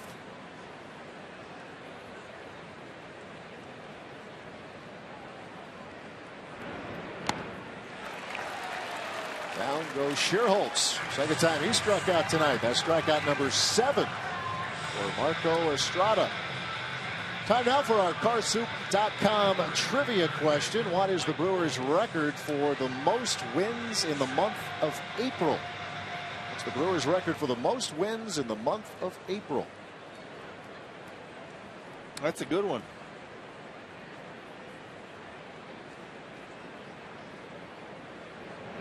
Mike Olt, first pitch swinging, a fly ball to center. Plenty of room for Gomez. 2 outs. I'd imagine that 87 team has to be closer at the top of that list. I mean, 13-0. Give you a fighting chance ahead of that, Mark. That's a pretty good start to the best record in April. Most wins anyway. That gets you in the fight. Gets you in the discussion. 13 wins in the first 2 weeks.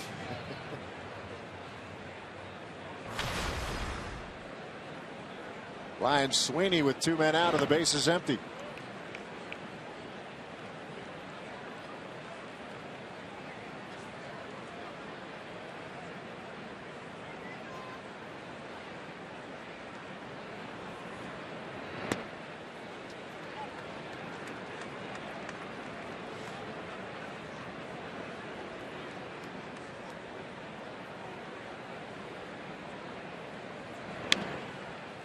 Bouncing ball to Bianchi.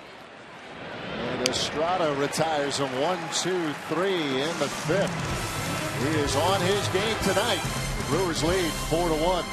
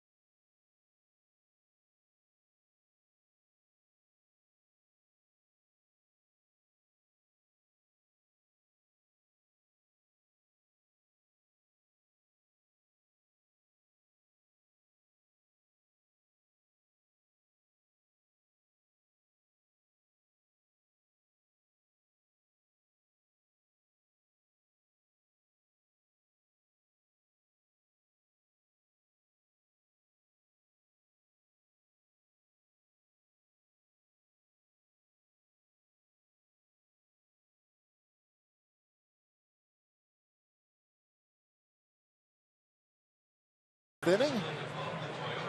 I believe we have our answer now to the Cardsuit.com trivia question. What's the Brewers' record for the most wins in the month of April? Rock dropped the hint. 18 in 1987. Brewers tonight have 17 wins. As you look at Chris Bosio there, the Cubs pitching coach, and obviously former Brewer. Kind of tailed off a little bit after that 13-0 start, huh? Still not a bad start to the season. Unfortunately, May, not a very good month for even that ball club. We talked about last year, the Brewers had a rough month of May. 87 May wasn't very kind either.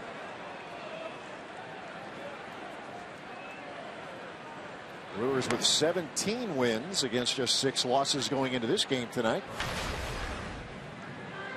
Ryan Braun starts the bottom of the 5th, looking for his first hit.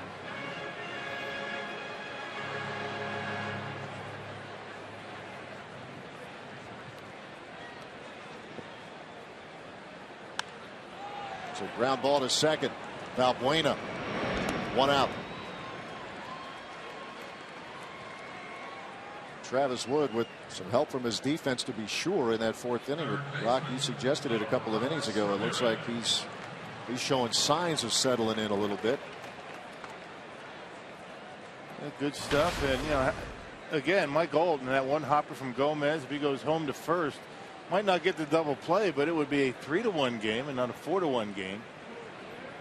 You never know how the inning would transpire after that, but could turn out to be a big play in this game. You can understand maybe if there was 1 out and a double play ends the inning.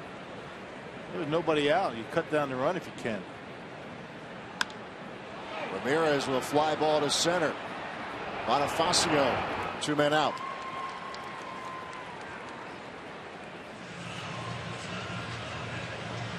Travis Wood comes into this game with a 1-2 record. Very good ERA. Brewers have scored 4 times on him so far tonight. And most runs he's given up this year in his start.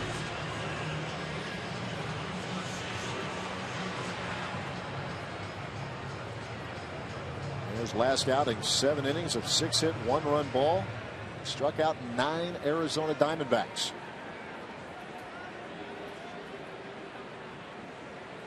Jonathan Lucroy with 2 men out and the base is empty. Fly ball to right. Shearholtz, routine. And that'll do it for the Brewers in the fifth. They go down 1-2-3 after 5. The Brewers lead the Cubs 4-1.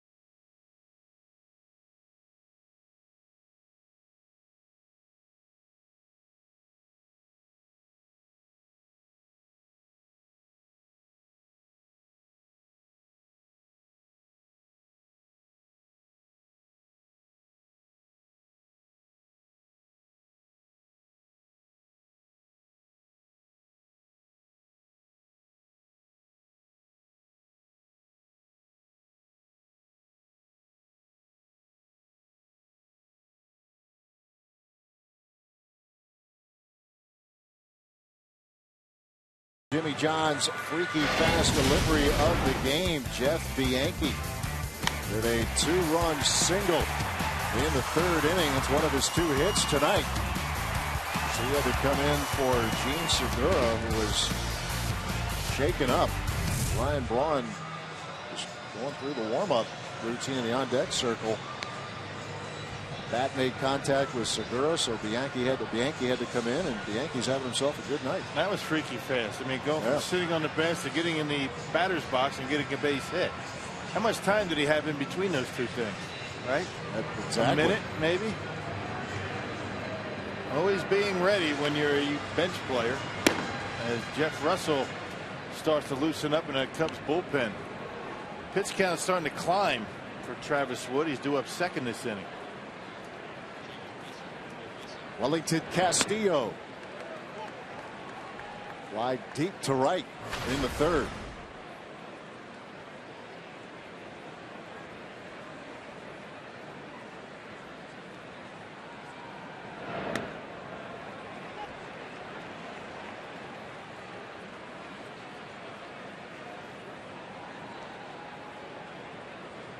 Estrada has struck out 7 so far. But in the air, Jeff Bianchi will give way to Chris Davis. That's out number 1. And let's check in with Sophia Minnaert. Matt, Wisconsin sports fans, make sure you stay up to date with all the latest events around the area. From your favorite hometown teams to the Fox Sports Wisconsin girls, we've got you covered. You can log on to foxsportswisconsin.com and click on the More tab for information. And Ron Renneke saying before tonight's game that certainly they're off to a fast start because of how great the pitching has been. A staff ERA of 2.5. But he feels it's been the depth of this staff as well. He says when Marco Estrada is on, he can pitch as well as anybody in the league. And tomorrow's starter, Willie Peralta, finally showing the huge upside that the Brewers feel he's had all along. He said they are not your typical 4 and 5 starters. He said we really like the back end of our rotation. Yeah, Sophia, that staff ERA is second best only to the Atlanta Braves. Yeah. And think about the difference in philosophy and the difference in stuff when you talk about Marco Estrada. There's Travis Wood with a fly ball to left. And Chris Davis will take care of that as well. 2 men out. You go from 90 miles an hour with Marco and a changeup to about 97 sink with Willie Peralta. That's what you like to do when you set up your starting rotation. You don't have guys back-to-back in starts that have similar styles, and none of the Brewers do the way their rotation is set up. They're all different. The starters ERA 2.57. That's third best only to Atlanta and the Cardinals. String of quality starts going. High number already this season. 5 straight quality starts for this group. They've won a lot of different ways, but the pitching has given them a chance. Pitching has to be there every day, and it has been. Pitching and defense. Defense has been sporadic, but you know, the good pitching has picked them up when they've made errors. When they've had to get extra outs, they've been able to get them. 1-1 the count to Emilio Bonifacio, who has been a strikeout victim twice tonight.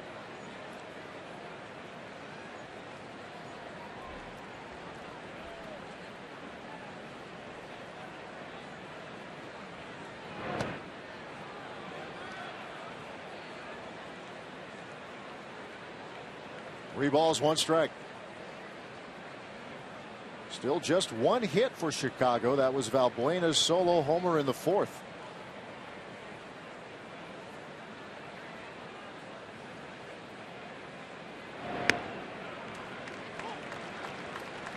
Man, that came on a 2-0 pitch. One of the few times that Marco has been behind an account. Valbuena is the on-deck hitter.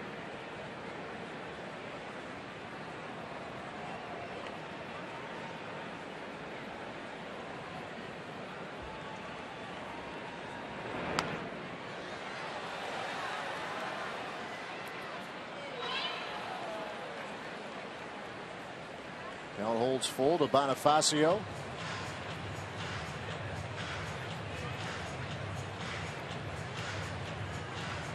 Seven strikeouts, most of them coming via the fastball.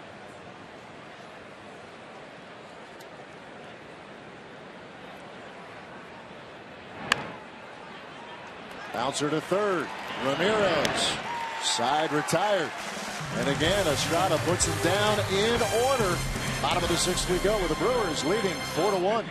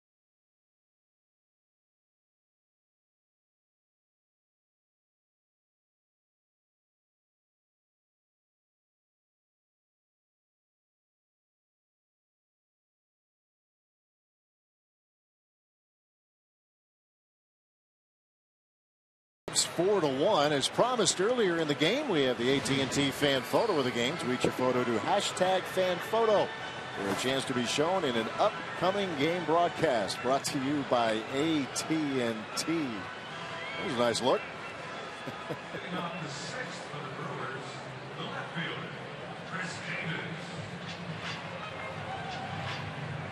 Travis Wood retired the Brewers in order in the 5th. Someone tells you where the Cubs are. I mean, offensively in their bullpen, allowing Wood to get an at bat in the 6th inning. You know, with 1 out. Try to get something going. You leave him in there. It's essentially an out when you have a pitcher up there, and it's kind of where the Cubs are at this point. Chris Davis singled and scored in the 2nd. The ground ball to short in the 3rd.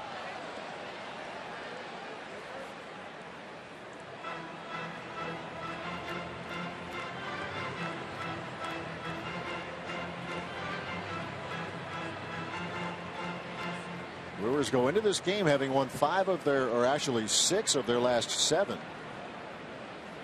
3 out of 4 in the homestand.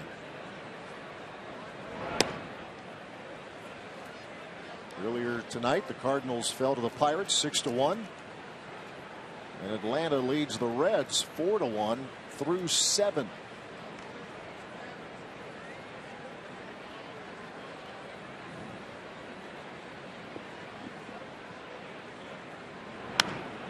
Davis with a fly ball to left.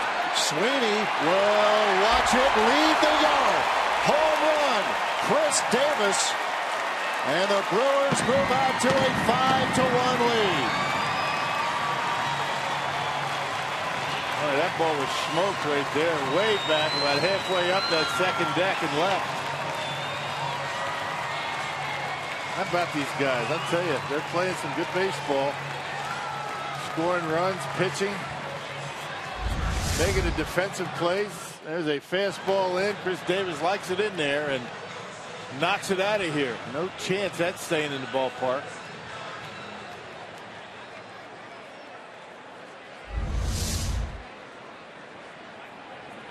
Mark Reynolds, the hitter.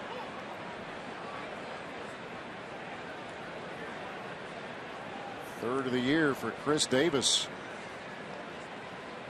Third this week for Chris Davis. Yeah, that's right. He gets them in bunches like most home run hitters.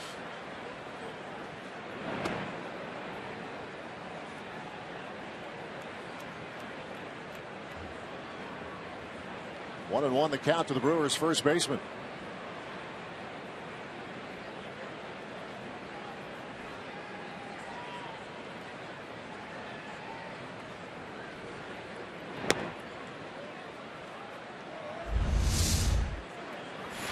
Wisconsin Lottery Powerball home run count for Chris Davis is now 3.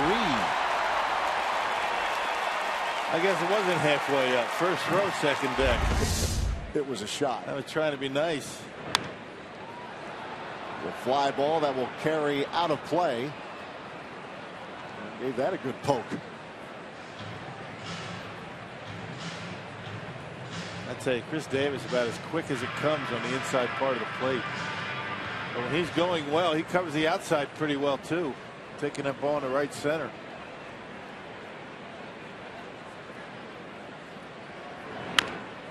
Reynolds with a chopper, and that'll slip through, a base hit. Second hit of the night for Mark Reynolds. These two guys fighting for playing time. It's not making it easy on Ron Renneke, is it?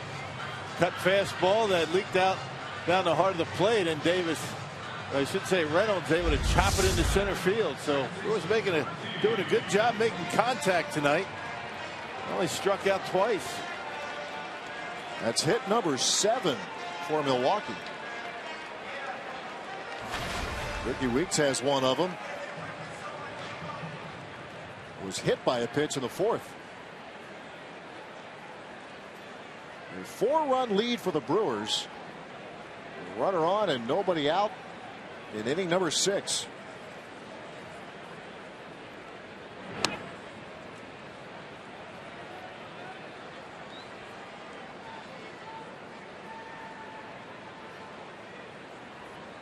You get Ricky swinging the bat. You've got Jeanette swinging the bat. So the platoon at second base is working. You got Reynolds and Overbase swinging it. Makes Ron Renneke's job much easier.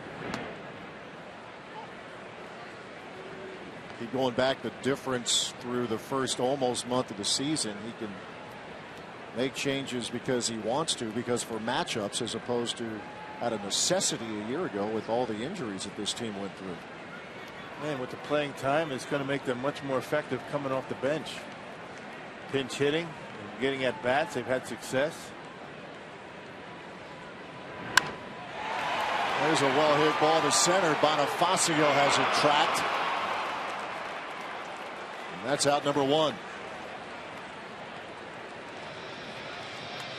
Ricky's making some contact here tonight. He just got that one on the trademark a little bit, and that's why he didn't hit it out of the ballpark. It sounded good, but just didn't get all of it. Hey, with the Brewers Baseball Academy presented by Quick Trip, your kid will receive over 30 hours of professional instruction, plus Meet a Brewers player, get a full Brewers uniform, 4 game tickets, and a VIP trip to Miller Park. Reserve your spot today at brewers.com/camps. That's a good deal. Yeah, it is. 30 hours of professional instruction. Can't beat that. Should have signed up for that when I was playing.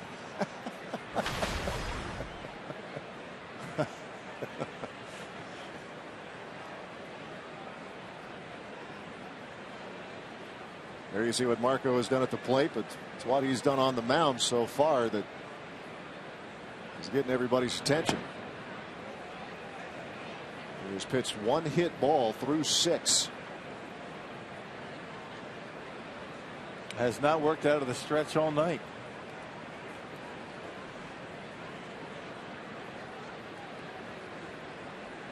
One and one the count. Mark Reynolds, the runner at first.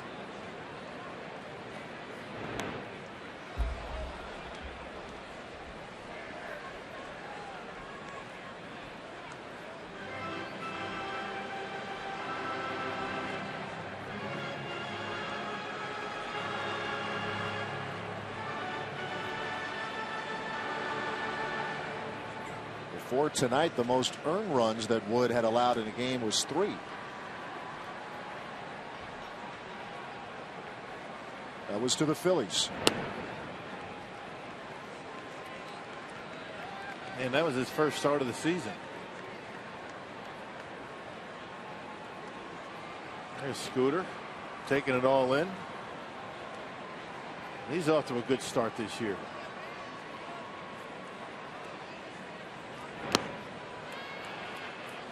Strata out on strikes. Yeah, going back to Jeanette, .313 average for him. Doing the work that he's done with the glove. Sound repetitive when we talk about that, but that's a good thing. The work at the plate and in the field.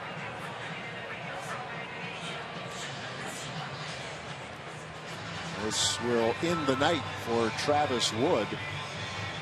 We will take a break with the Brewers leading 5-1.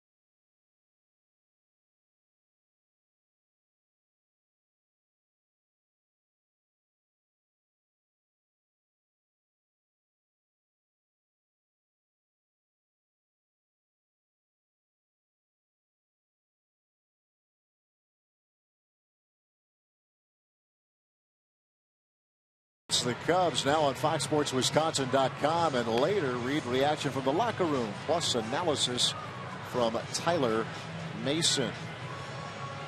Pitching change for the Chicago Cubs. Travis Wood's night is done, and on the mound for the Cubbies is Brian Schlitter. Yeah, just called up today. Jose Veras placed on the disabled list. Veras, the former Brewer, a left oblique strain. Schlitter made the ball club out of spring training, got sent down after some rough outings, and here he is here in the 6th inning. So the Brewers able to lay one on Travis Wood here tonight, his worst outing of the season. And the outing that really blew up the ERA for Schlitter was on April 10th against the Pirates, pitched 2/3 of an inning and gave up 3 earned runs. Carlos Gomez, the hitter. Travis Wood goes 5 2/3. And the runner at first, Mark Reynolds, his responsibility.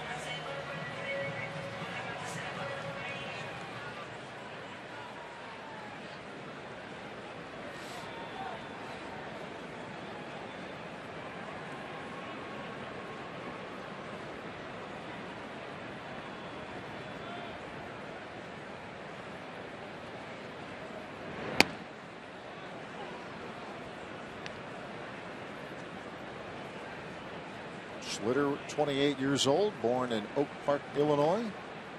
Draft pick of the Phillies back in 07. Moved to the Cubs organization via trade a year later. So bouncer to third. That's Mike Oltz. And that is out number 3. The Brewers pick up a run courtesy of Chris Davis, who began this inning this way with a shot over the wall. Here through 6. Brewers 5, Chicago Cubs 1.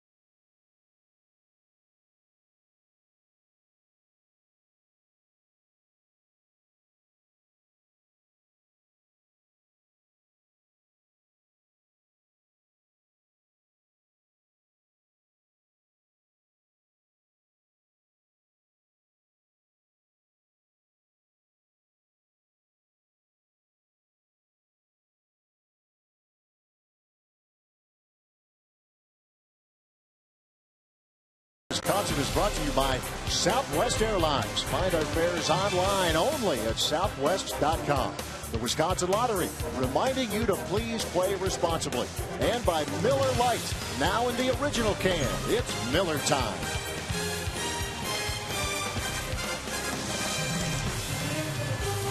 To the top of the 7th.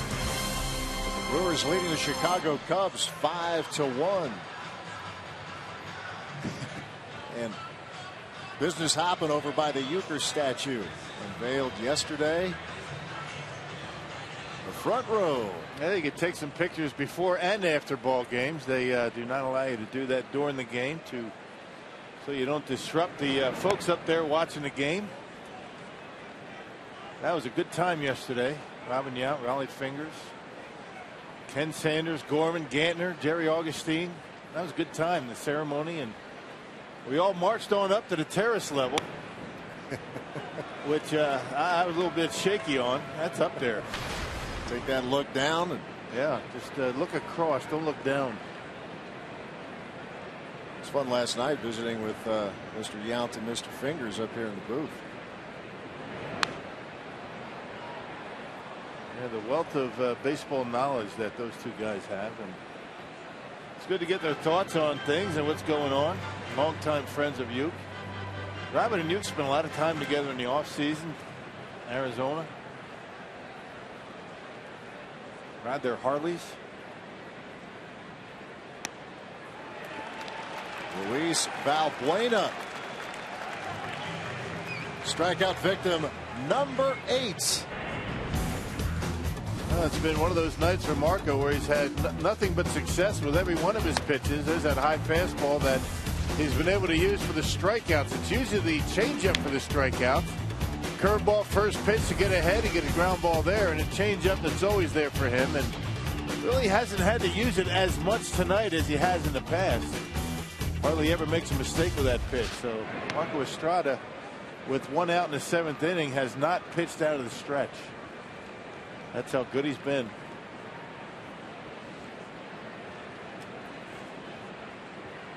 Anthony Rizzo 0 for 2 tonight and is about to be 0 for 3 right into the shift. 2 up, 2 down in the 7th. And Marco's got a chance to finish this one tonight. 79 pitches. 1 out away from finishing the 7th. He has been very efficient, working quickly. And Jonathan Lucroy has been on the same page with him all night. That makes a big difference. That helps.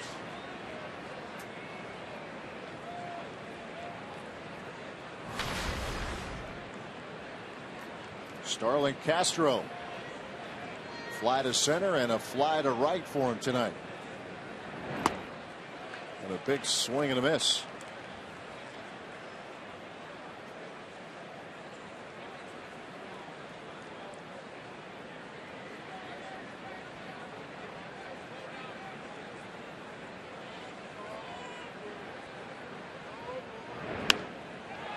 There's a shot to right field. That's hit number 2 for the Cubs. Davis over to cut it off. Astro with a 2-out single. Well, this will be the first time he's worked out of the stretch. I knew I shouldn't have said anything. I sat on that for 2 innings and decided in the 7th inning I'm going to say something about it, and lo and behold, here he is. Sorry, Marco.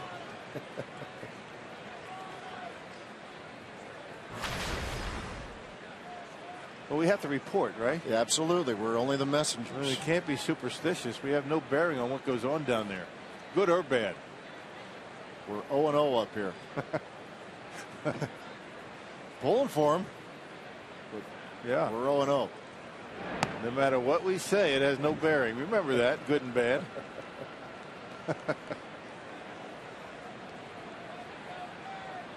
Nate Schierholtz.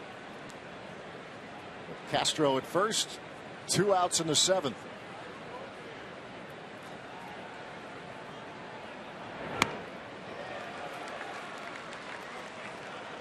One and one.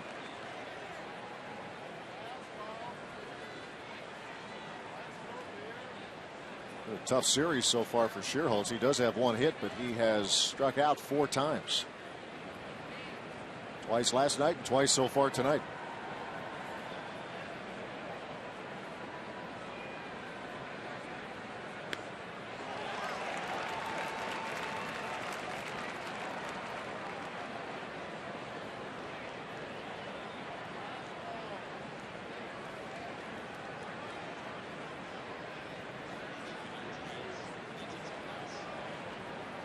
Only the 85th pitch of the night coming up for Estrada. Here's the 1-2. Barehanded by Estrada. Wow.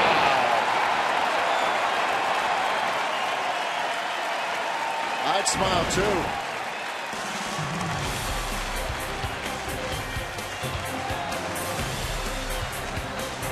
Just watch and enjoy.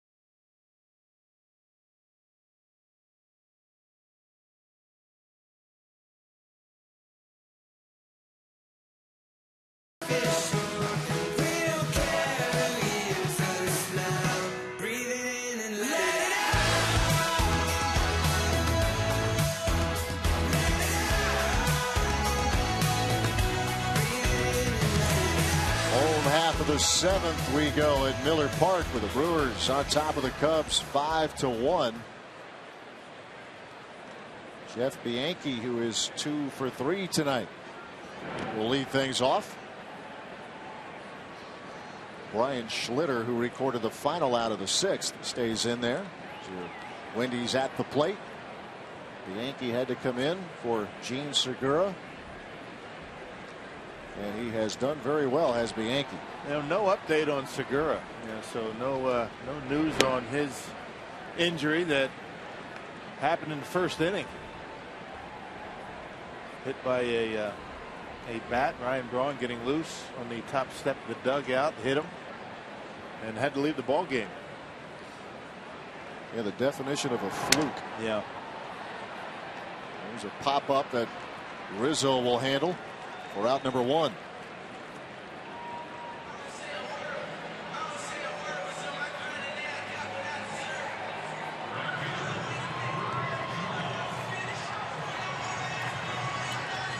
Second stint in the big leagues this month for Brian Schlitter.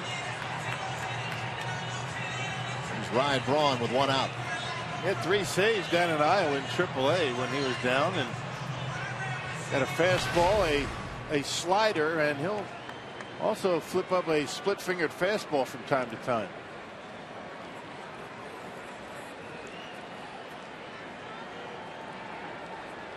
Ryan looking for his first hit tonight. And he'll try to bunt his way aboard. Drops a good one. Schlitter up throwing, no chance. How about Brawny, huh? I'm thinking he caught him a little off guard there.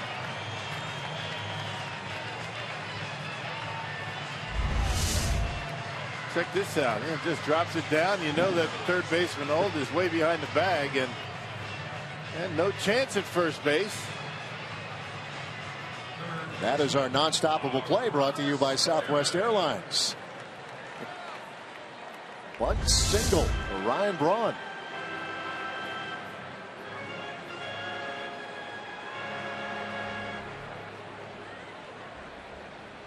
Ramos Ramirez picked up his 18th RBI of the year with a sac fly in the first.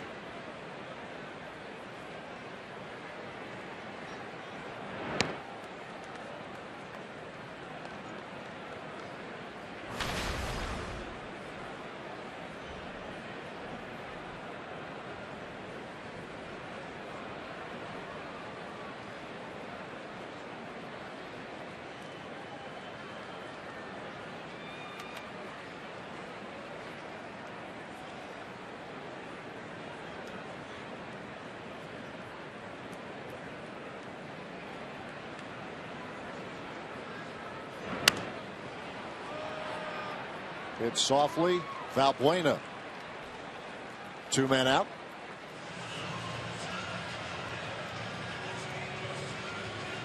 Brian Schlitter on in relief of Travis Wood, who went the first 5 2/3 innings.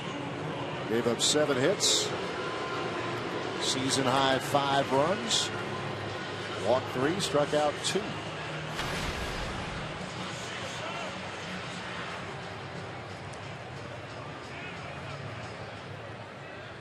Jonathan Lucroy.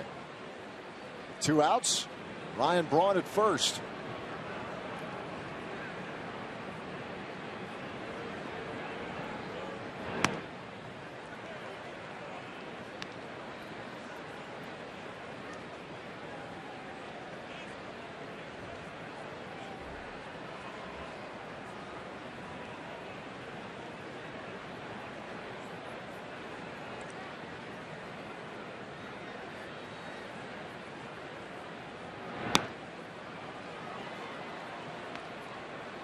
Two to Lucroy.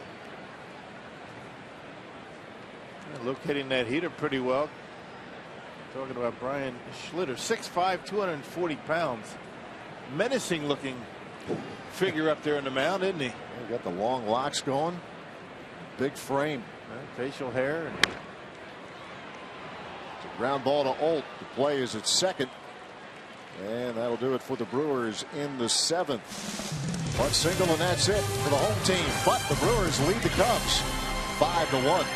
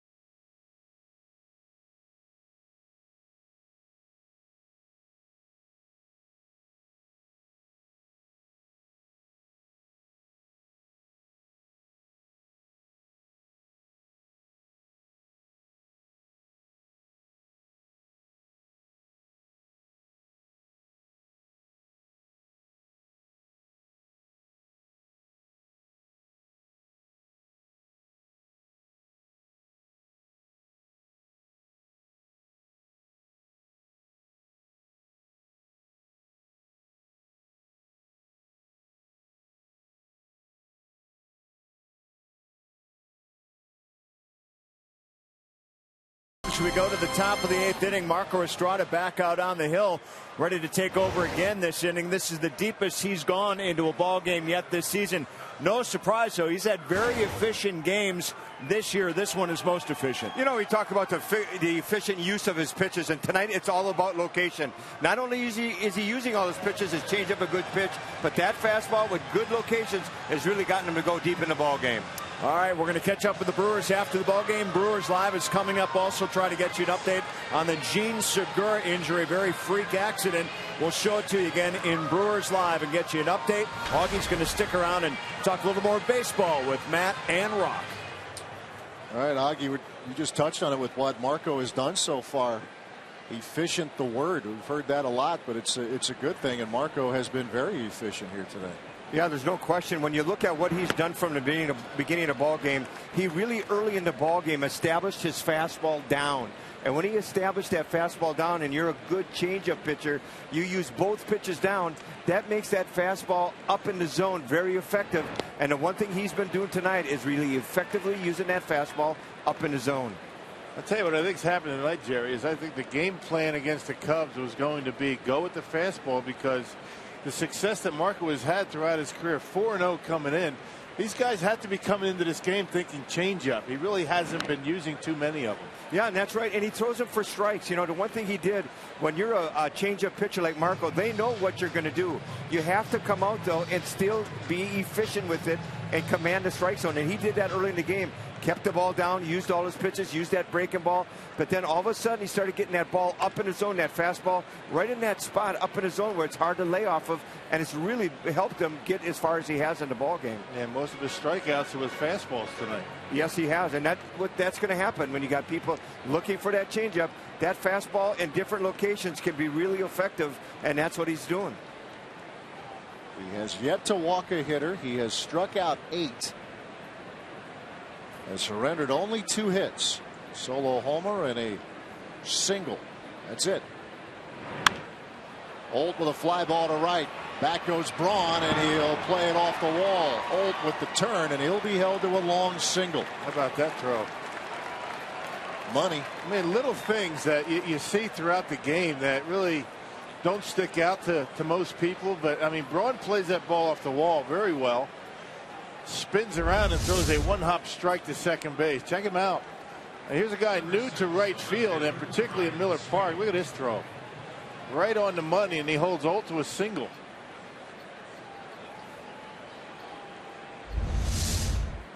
And a wise decision made by Holt. Here's Ryan Sweeney.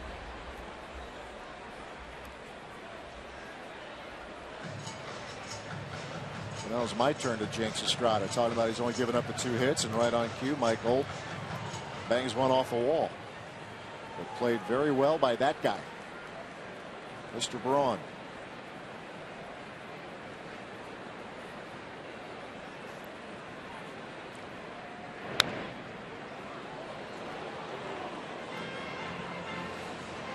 Sweeney down, no balls, 2 strikes.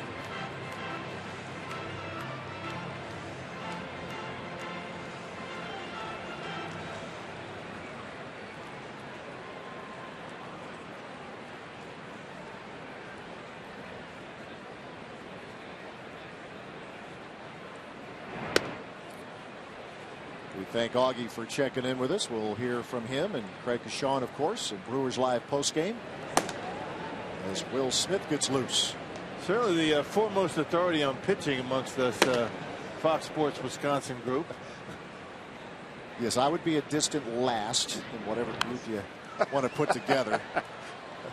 Not going to try to fool anybody. Well, he's the only pitcher. I mean, and you know, pitchers know about pitching a lot more than, you know, even myself. I mean, I caught. I know, you know, how to get a pitcher through a game, but never pitched. So he kind of knows what they're thinking, and you know how they try and get through a game and try and, you know, use different pitches in different fashions.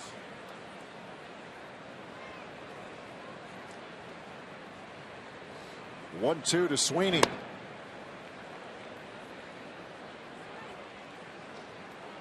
If you want to learn about pitching, just watch this Brewers team through the first nearly 1 month of the season.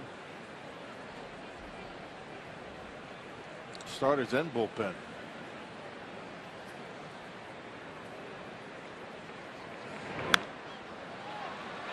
Sweeney.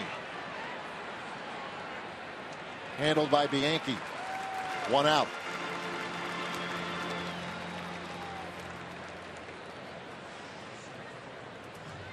Here is your Toyota game summary.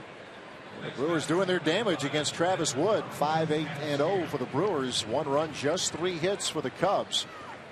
Marco Estrada having a very nice night, as is Chris Davis, who this week has gone deep 3 times. Solo blast tonight.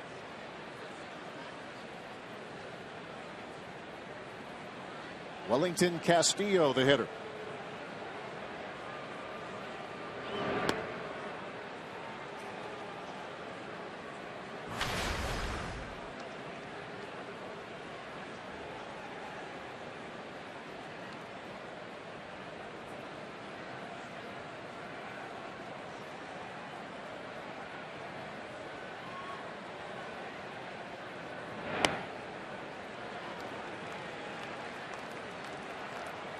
One and one the count.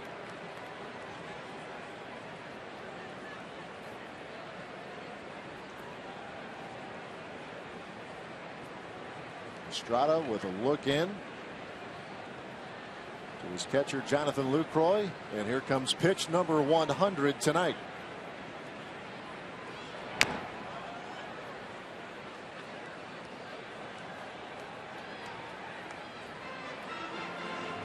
And it was a fastball. He's thrown a lot of them tonight. I mean, really hasn't been in trouble in a single inning. He gave up a solo home run, but that was a 4-batter inning. That's a steady line. Yeah. Pitch count inning by inning.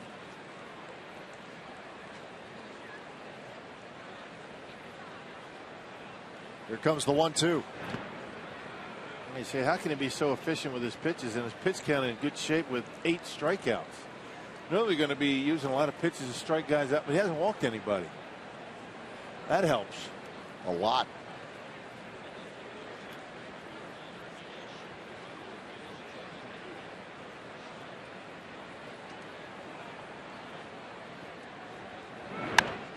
There's a fly ball hit back into right field. Ryan Braun going back, and that is gone. Wellington Castillo with a 2-run shot. Just like that, the Cubs are chipping away, getting back into the game. Yeah. Well, the Brewers have had opportunities to put this one away tonight, have not been able to do it. And Castillo with an opposite field home run, his 3rd career home run against Marco Estrada.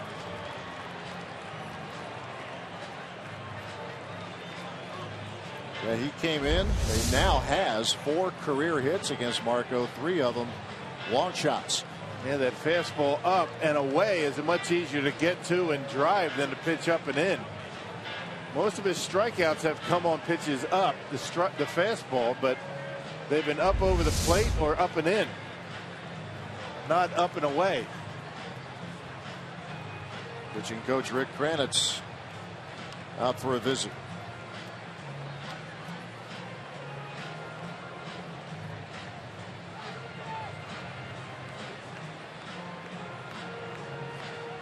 The Cubs using a little home run power.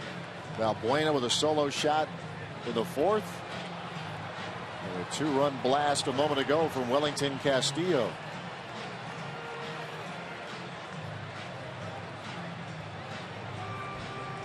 This might be the last hitter for Marco Estrada. You've got switch hitter, and then 2 left-handed hitters coming up. It's like Will Smith out in that Brewers bullpen. And Junior Lake pinch hitting for Chicago.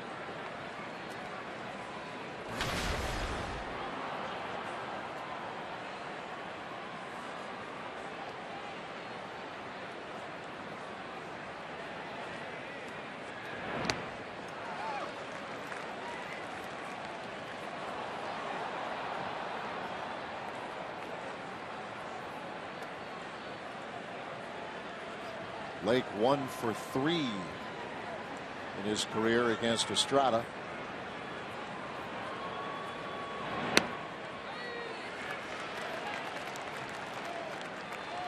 Strike two called.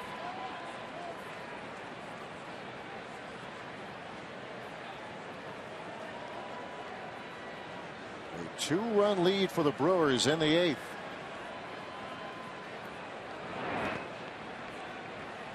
Bounces one up there.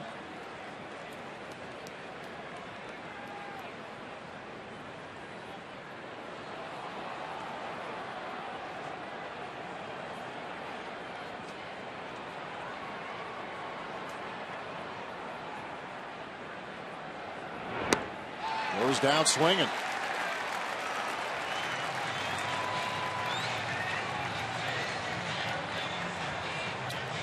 Hey, Brewers fans, secure your spot for one of the season's most highly anticipated matchups, Friday, May 9th through Sunday, May 11th, when the New York Yankees come to Miller Park for the first time in 9 years.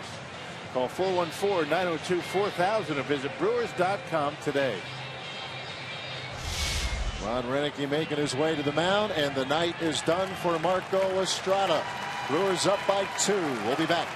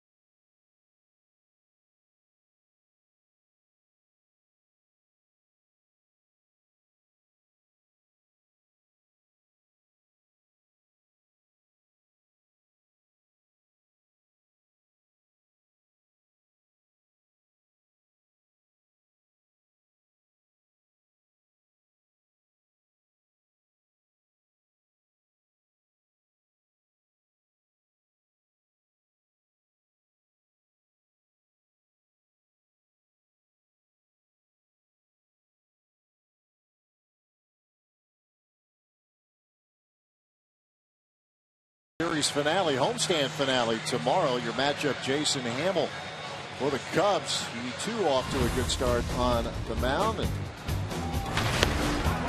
he'll be up against Willie Peralta for the Brewers. We'll get things started with Brewers Live at 12:30 tomorrow afternoon right here on Fox Sports Wisconsin. Yeah, the Brewers have won every one of Willie Peralta's 4 starts this year. And really picked up a win his last time out against San Diego. As Will Smith continues here in the 8th inning as a switch hitter followed by a couple of left-handed batters. 13th appearance, has not allowed an earned run yet this year. Striking out 13 in a little over 10 innings of work. There's Willie Peralta, tomorrow's starter. As he's going to watch Will Smith try to finish off this 8th inning. 2 men out, the base is empty for Emilio Bonifacio. Hitless in 3 trips.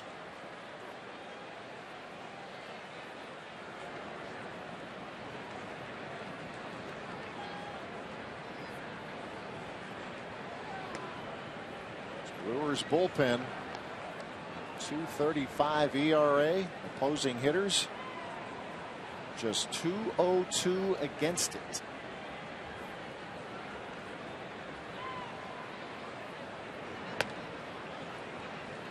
Another good start by the starting rotation tonight, pitching into the 8th inning, and that's going to keep those guys fresh. That bullpen. 7 2/3 for Marco Estrada. 4 hits, 3 runs, 9 strikeouts, and he did not walk a batter.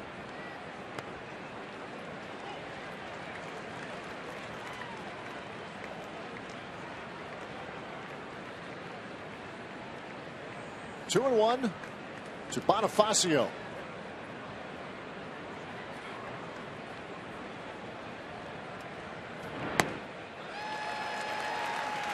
Right through it. 2-2.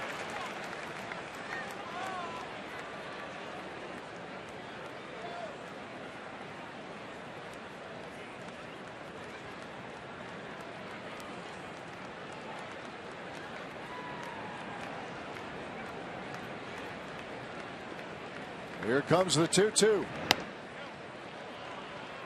Full count. Good night's work for Marco. He's got to feel good about what he did. He made a couple of mistakes, allowing 3 runs on 2 home runs.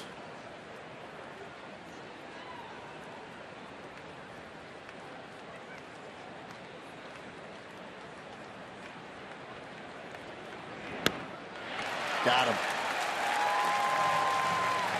Will Smith just keeps doing what he's been doing, getting people out. Brewers up by 2.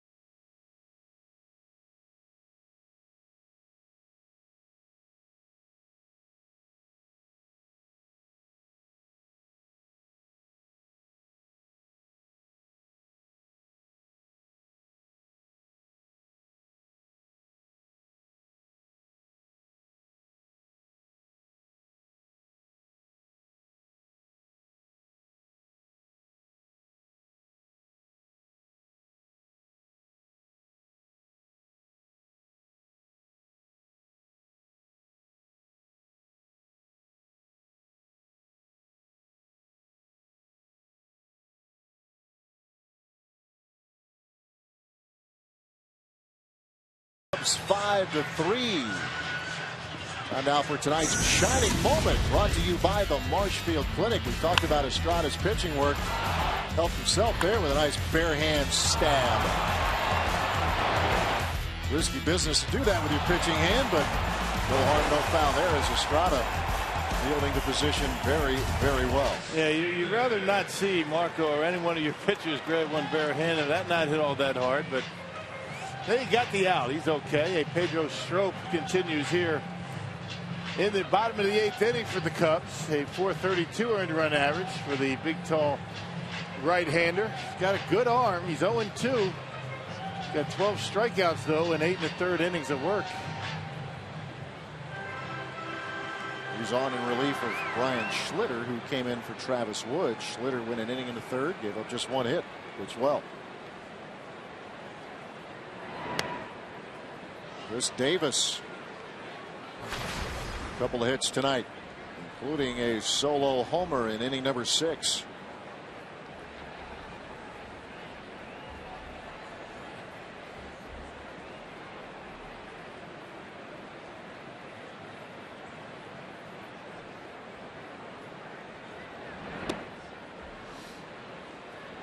Strop in his time last year with the Cubs was 2-2 in 37 appearances. .283 earned run average.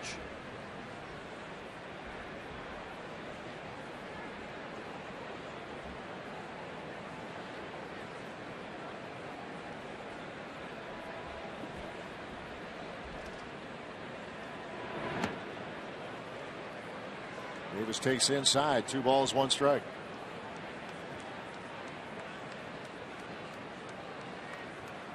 This is where Davis is looking for something middle in.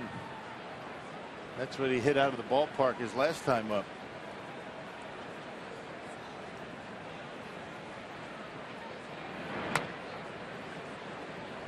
Chops and foul. Count evens. 2 balls, 2 strikes.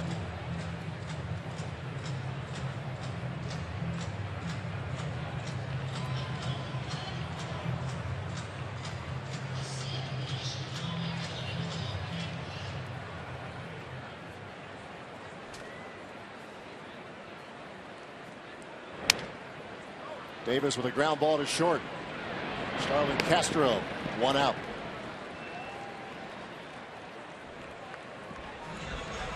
Pedro Strop has been a Ranger, been an Oriole, now in his first full season with the Cubs. Look at it.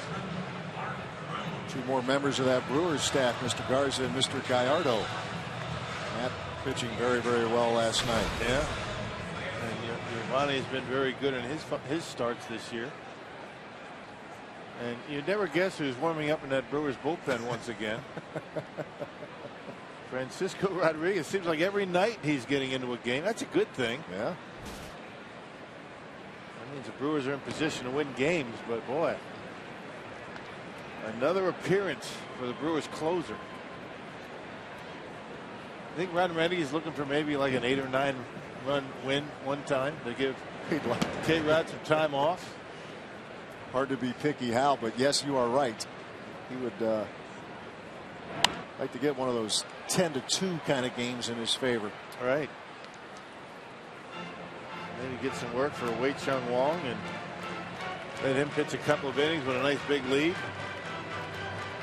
I don't think the Brewers skipper is going to complain too much, bringing in his closer too often. That means he's winning. Absolutely.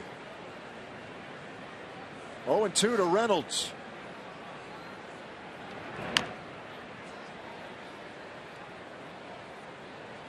Bouncer foul. Count holds 2 strikes and nothing.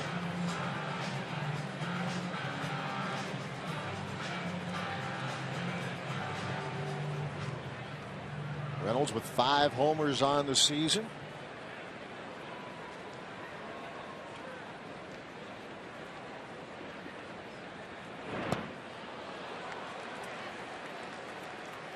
And he goes down on strikes. Strob's got a pretty good breaking pitch. I mean, you know, fastball 93, 94, and here's the slider. That's a good one. Now, that's a true slider going straight down, short and quick.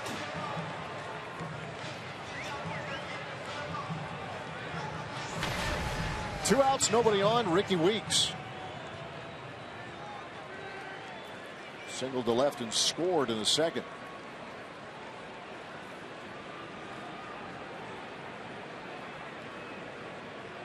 Weeks in the starting lineup for the 6th time this year. Brewers faced a left-handed starter in Travis Wood.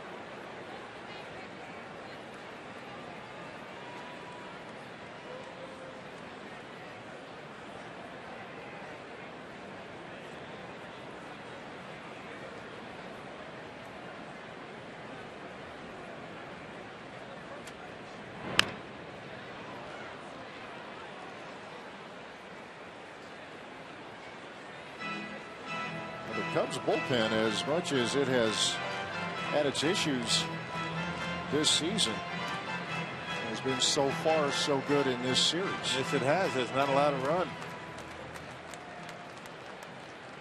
Last night they used Neil Ramirez and Wesley Wright. Tonight they have gone with Brian Schlitter and now Pedro Strop.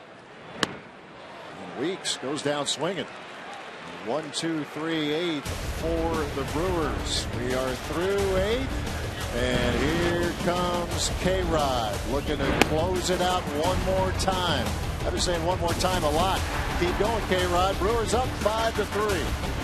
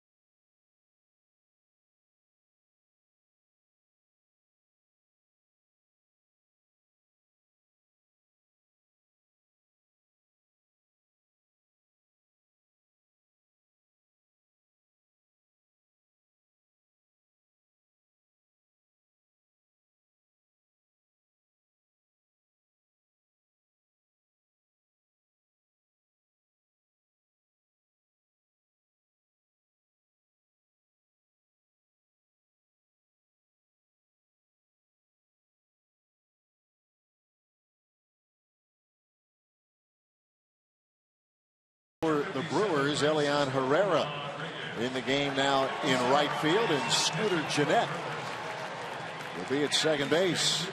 Well, Ryan Braun out of the ball game. Wonder what's going on there. There's Francisco Rodriguez in our Columbia St. Mary's save tracker. 10 opportunities, 10 saves for K-Rod. Yeah, picked up a save in last night's ball game, and it's been about throwing strikes for Francisco Rodriguez. 3 walks, 20 strikeouts, and 13 innings of work. A 3-up, 3-down ninth last night. That included 2 strikeouts. Has not allowed an earned run this year. He made very quick work of this Cubs team last night. He'll face Luis Valbuena to start the 9th. He had Chicago's first hit of the evening. Solo home run in the 4th after Marco Estrada had retired the first 10 Cubs hitters.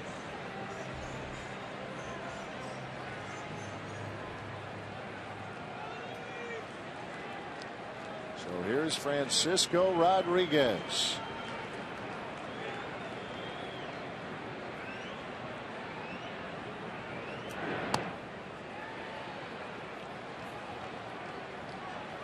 Ball 1 to Valbuena. Locating the fastball very well, getting ahead in the count, and having hitters chase out of the strike zone. They'll do that when they're down in the count. They won't so much when they're ahead in the count.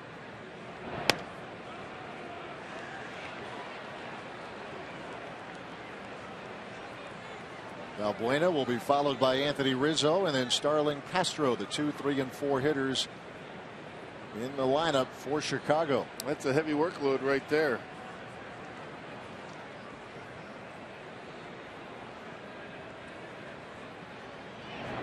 It helped that last night he only needed 8 pitches, but yeah, that's busy.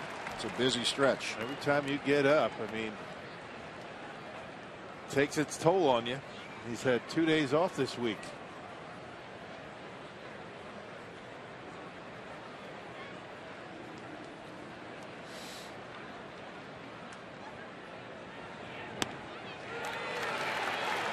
Two and 2. Now the Brewers are in a stretch where they're, well, hopefully for K-Rod's sake there could be some off days, but for the Brewers this is game 2 of a 13-game stretch in as many days. So the schedule picks up. 2 and 2 the count to Luis Valbuena.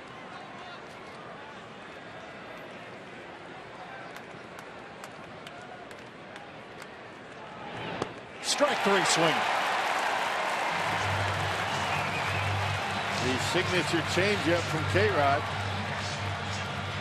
Got down in the count 2-0. Able to get it to even and put him away with a changeup. He has got a lot of confidence in that pitch right now. He's throwing it on 3 and 2. He's throwing it in hitters counts 2-0, 3-1, and getting outs with it. That is the 11th strikeout for Brewers pitching. 9 for Estrada, 1 for Will Smith, and 1 for Rodriguez to start the 9th. Anthony Rizzo. That's a strike.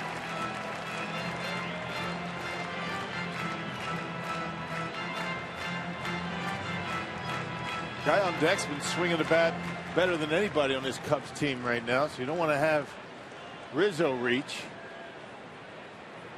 Make him hit his way on. Rodriguez trying to continue his climb up the charts. Broke into the top 20 this past week all time in the save category.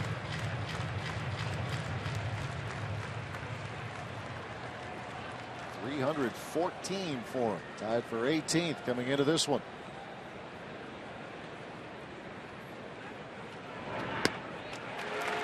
One and 2.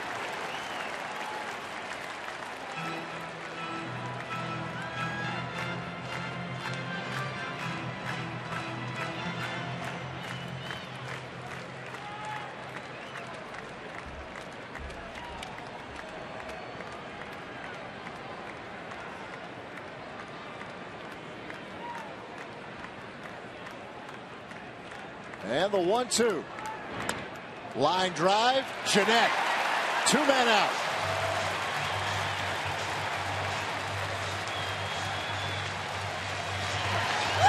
$40,000 plus here at Miller Park tonight. Had him played perfectly. Didn't even have to move.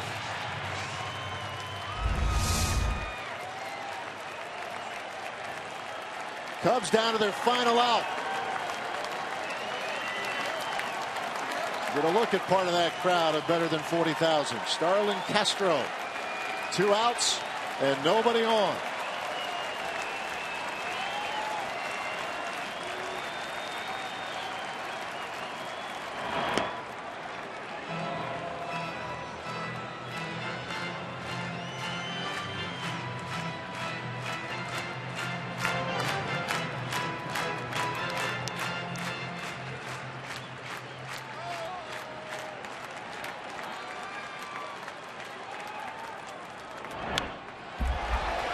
Straight back, 1-1.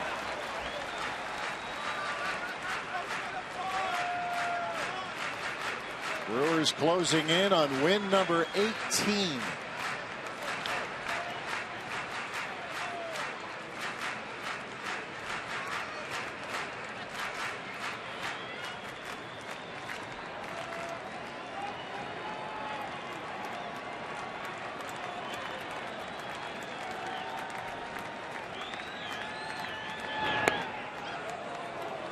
Two balls, 1 strike. They're trying to work Starlin Castro with a curveball. He's thrown a couple of them and missed. Thinking he might be sitting on that changeup.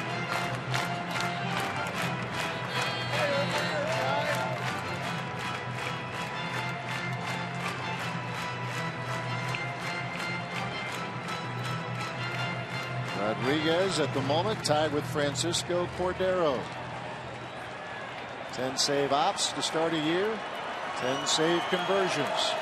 Going to get the record to himself. 2 balls, 2 strikes.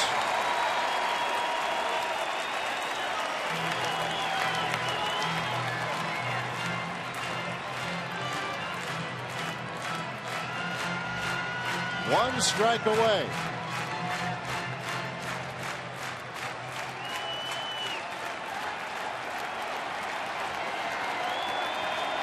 And the 2-2. Castro stays alive. Just barely able to get a piece of that changeup. You saw the location of that pitch, down and away.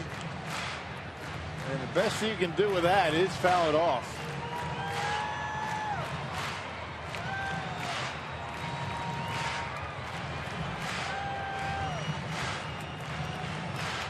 Castro for the 2nd straight night hitting cleanup. Only the 3rd time in his career he's been in that 4th spot. 2-2 the count.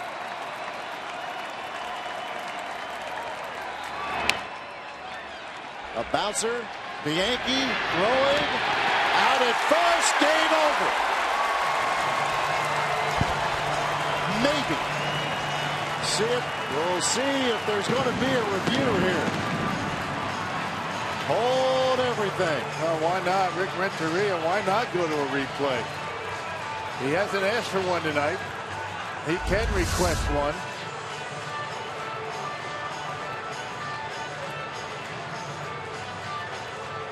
Out. Say goodnight. Out. Game over.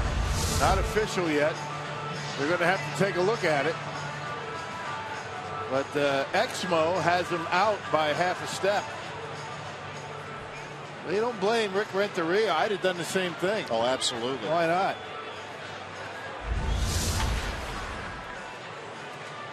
Good play by Bianchi. Ball and glove. Castro's foot not on the bag, and they're going to go to replay, but I think it's going to be confirmed that this game's over. Yeah, this should not take long.